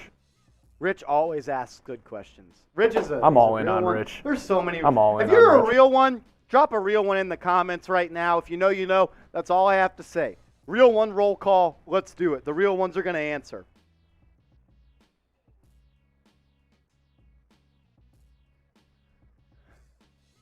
Question. We going the Goldies or Mustangs before the game? We all need to get tickets to a game and have a Knicks Now section for that night. That would be awesome. Badass. That would be bad. I'm assuming Goldies and Mustangs are just bars close to the stadium. I'm sure you can chime in here, Rich, but what's your favorite? Let me know, Rich, and we'll throw that back up. Goldies or Mustangs if you had to pick one, but that sounds badass. Look, when the Knicks come to town in Dallas, I'm going to be there, and I would love for anybody that lives in Dallas that's a Knicks Now viewer or just lives in Dallas, or if you guys want to come down here, anytime any of you guys are in Dallas, hit me up. Let's party. Let's celebrate being New York Knicks fans. Rich Rob says it's a toss-up on if he's rocking with Goldies or Mustangs. Okay. I mean, what type are these dive bars? Just so you can go get a meal type of situation?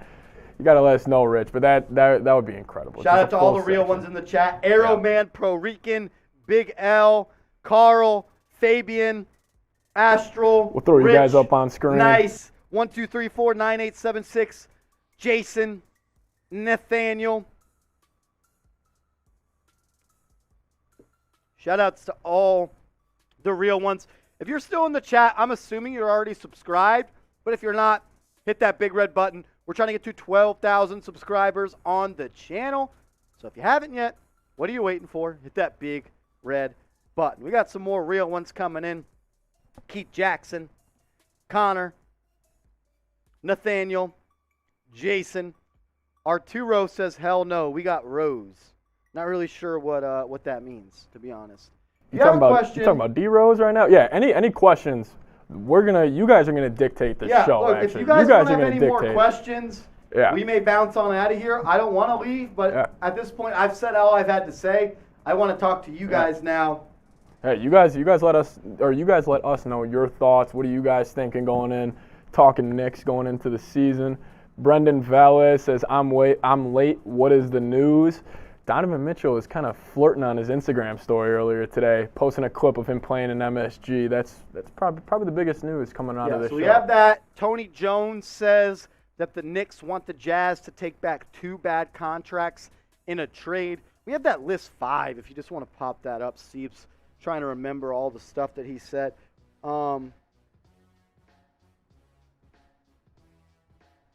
Right here. So the reports from Tony Jones, who works for The Athletic and covers the Utah Jazz, he was on a radio station last night, ESPN affiliate.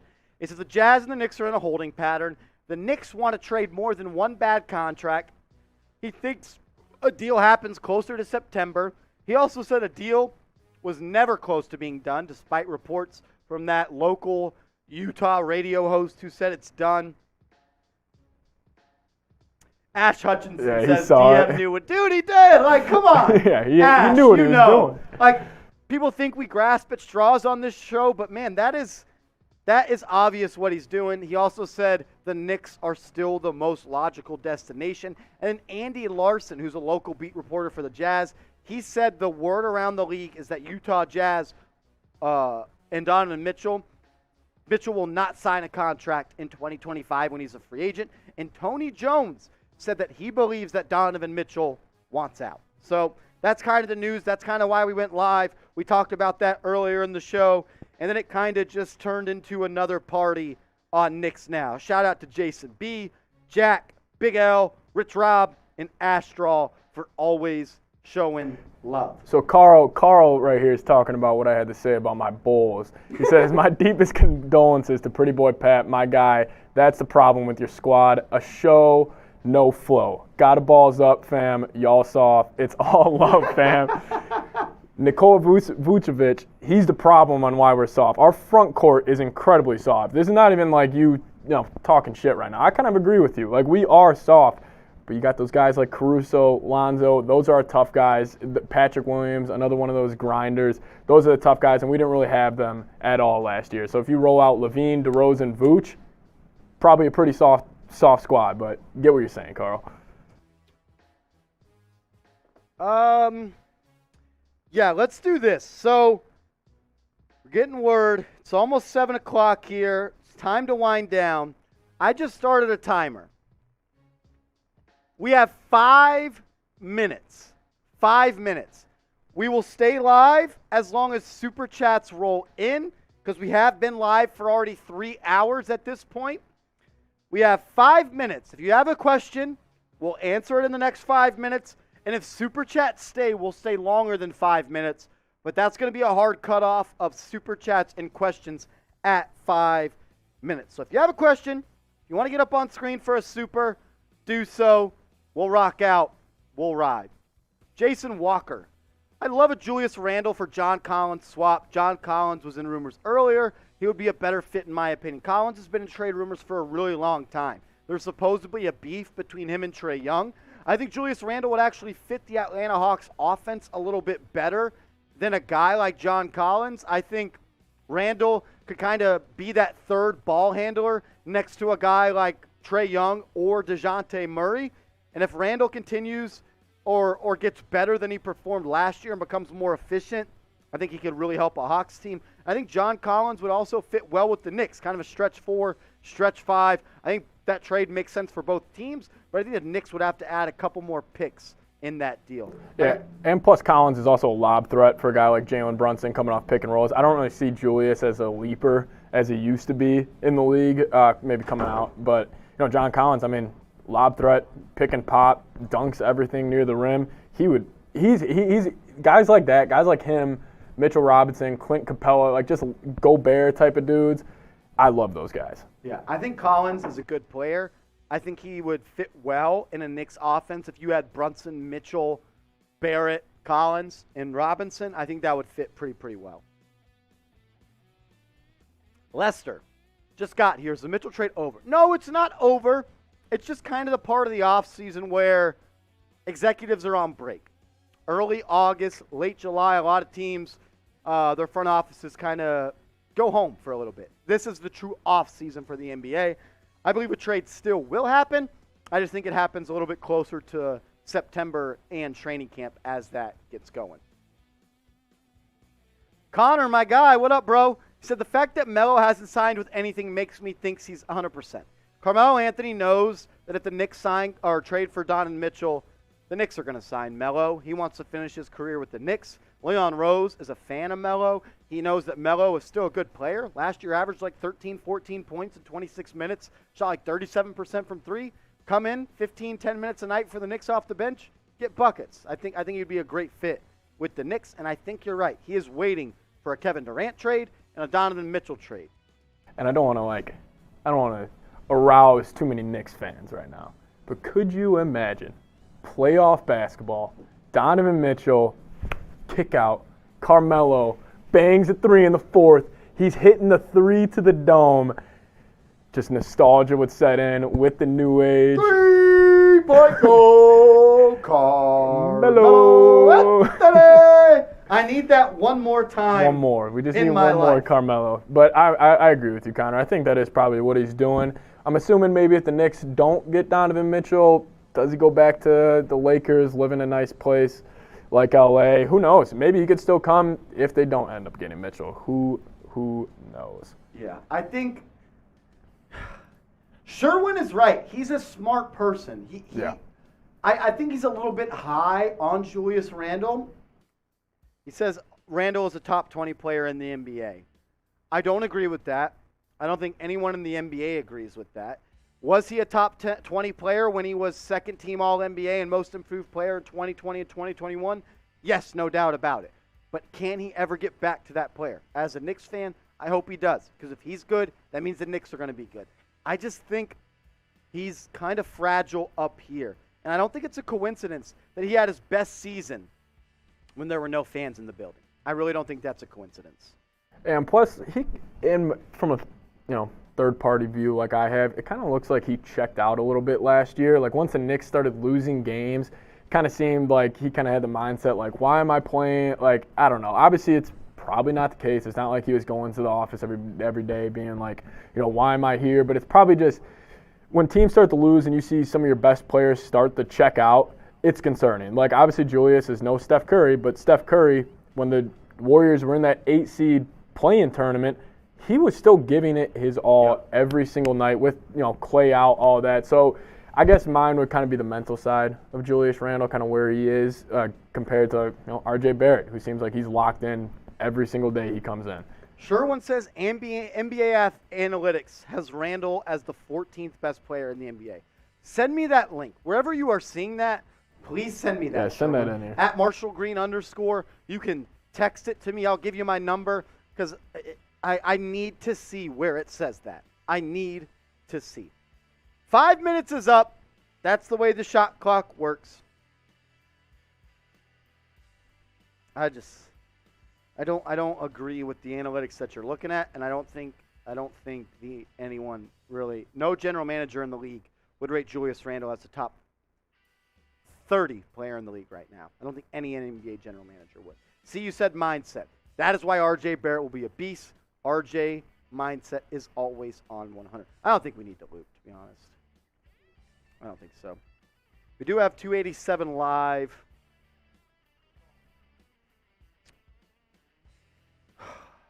Well, sure, we'll do it. Alrighty, we're about to sign off. Let's do one.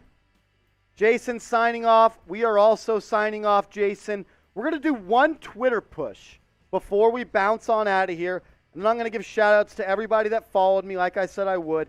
I'm going to put the link to my Twitter in the comments right now. I'm going to spam it a little bit so you guys can see it and you won't miss it. Follow me on Twitter. I love to talk Knicks with you guys in the chat 3 or 4 times. Let me pull up Twitter. Let me see who's giving me a follow. And I will give everybody a follow back. Mark Ritter, shout out to you. Alexander B. Overguard, shout out to you.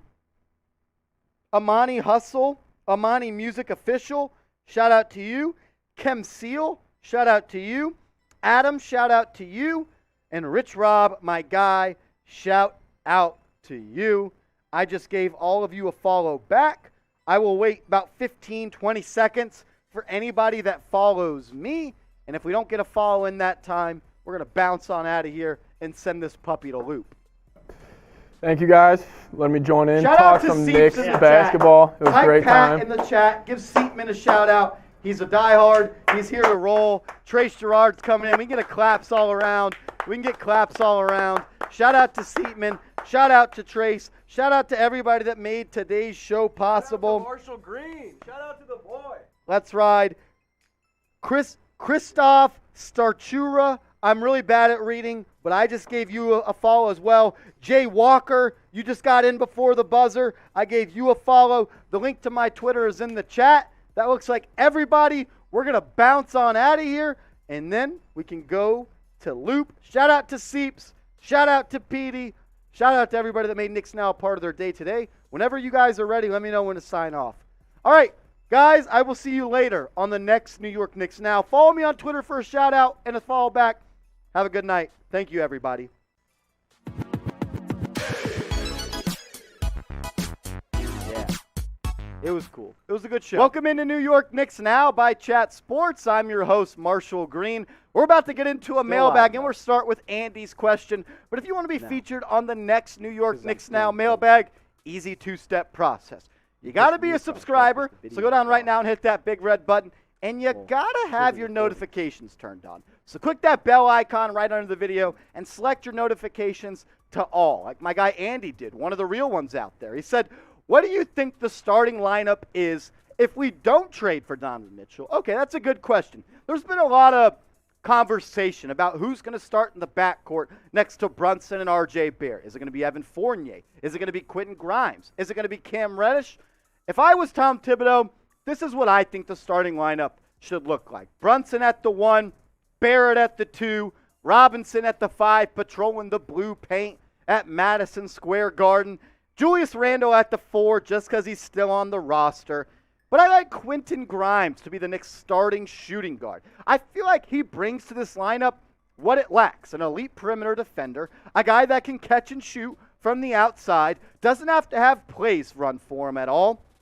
And I believe that he's someone that just fits what we need. He can shoot the 3. He can play defense. He is someone that can do it all. So my starting 5 would be Brunson, Grimes, Barrett, Randle, and Mitchell. Robinson. I do have a question for all of you guys, though. What is your starting five? Would you roll with Quentin Grimes at the 2? Or do you want Evan Fournier at the 2? Or do you want Cam Reddish? The reason I like Grimes, he's the best defender out of all of them. He doesn't need to have the ball in his hands to be effective. I just think he fits what that starting five needs. So I want you guys to answer this question in the comments for me right now. What is your starting five with no Donovan Mitchell trade? Let me know in the comments right now. And look, if a Donovan Mitchell trade happens, we are going to be going live on this channel, youtube.com/KnicksTV. Hit that red button. We're trying to get to 12,000 subscribers on the channel. We've been growing like crazy. Since the NBA draft, we've gained almost 4,000 subscribers. So join the fastest growing New York Knicks channel out there. Lock us in, hit that big red button, and turn on your notifications. Keith Jackson, what up, bro? He says, how do you feel about the Knicks tampering with Jalen Brunson? Great question. If it costs him a second-round pick, I don't care. If it costs him a first-round pick, I think that's a problem. I think we got to go back and look at what other teams have been fined for tampering. The Miami Heat, they got fined for tampering last NBA offseason when they did a sign and trade for Kyle Lowry. They got fined a second-round pick. The Chicago Bulls, they were fined a second-round pick for tampering with Lonzo Ball. But I think this situation is a little bit different because Brunson has legit ties to the New York Knicks. His dad, he's on the staff. His godfather, Leon Rose. Leon Rose's son works for CAA and is Jalen Brunson's agent. So are you not allowed to talk to your dad about where you want to go? Are you not allowed to talk to your godfather about where you want to go? Are you not allowed to talk to your agent where you want to go? I think it's a really tricky situation. I don't think the Knicks needed to tamper. I don't know if they have tampered. You're innocent until proven guilty. But I really don't care, honestly, if it costs a second-round pick to secure the Brunson deal. I'm down for it. I just hope it's nothing more than a second-round pick. Keith, I hope that answered your question. I don't really care all that too much unless the penalty starts to get steeper and steeper. Great question, though. Randy NYK, what up, man? He says, if we trade for Mitchell, who do you think will be interested in Julius Randle? Okay, I see what you're saying. So we have heard reports that the New York Knicks have been in talks with the Los Angeles Lakers about a salary dump of Randle, and it'd have to be plus another guy like Derrick Rose, for Russell Westbrook and a couple first-round picks.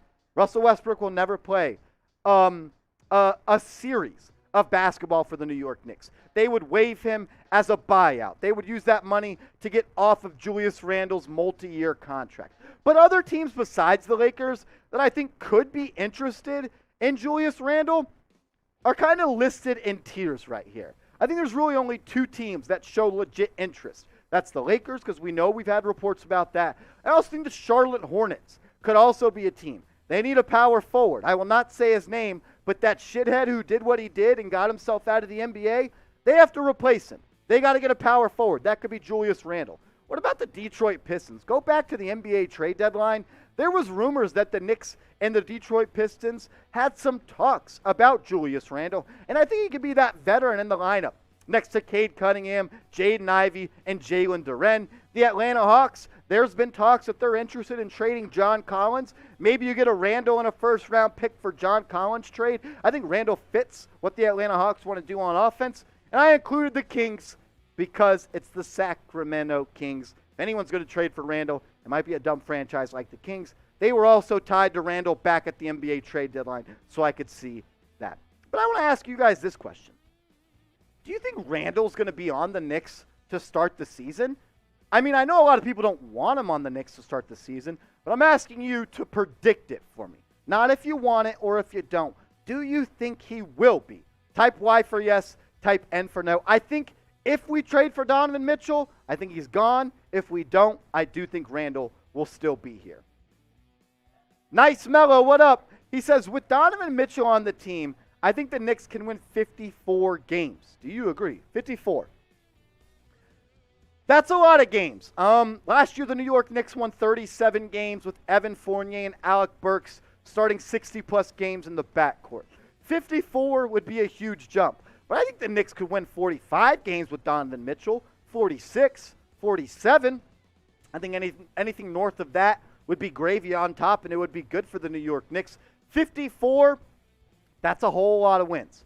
I think the Knicks will be good. I think they're a team that can make the playoffs and not the play-in. I have a big difference in that. You're either a playoff team or a play-in team. I think the Knicks, if they trade for Donovan Mitchell, are a playoff team. 54 games, that's a little high for me. I'll roll close to 45, 46, 47. But great question, bro. I appreciate it. Charles, what up, fam? Do you think by the end of the day we will get Spida through a 3-team trade with the Lakers? By the end of today?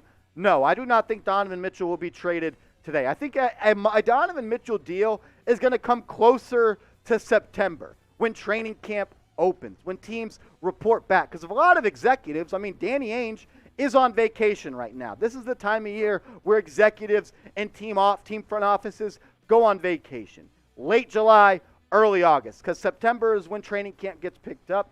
So no, I don't think it happens today, but I would not be surprised if it is a 3-team deal where Randle ends up going to the Los Angeles Lakers. I actually think that might be what happens. I do think a 3-team trade is definitely on the table. Appreciate your question, Charles.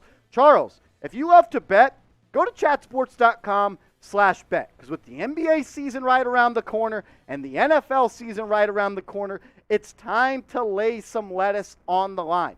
When you go to chatsports.com/bet and you use the promo code chat125, they will hook you up, BetUS, with a 125% deposit bonus. So if you put $100 in, you use chat125, you're going to have $225 in your account to bet with on NFL Sundays or when the NBA season is right around the corner. So get hooked up with our proud sportsbook partner, BetUS. Go to chatsports.com/bet. Just make sure you use the promo code chat125.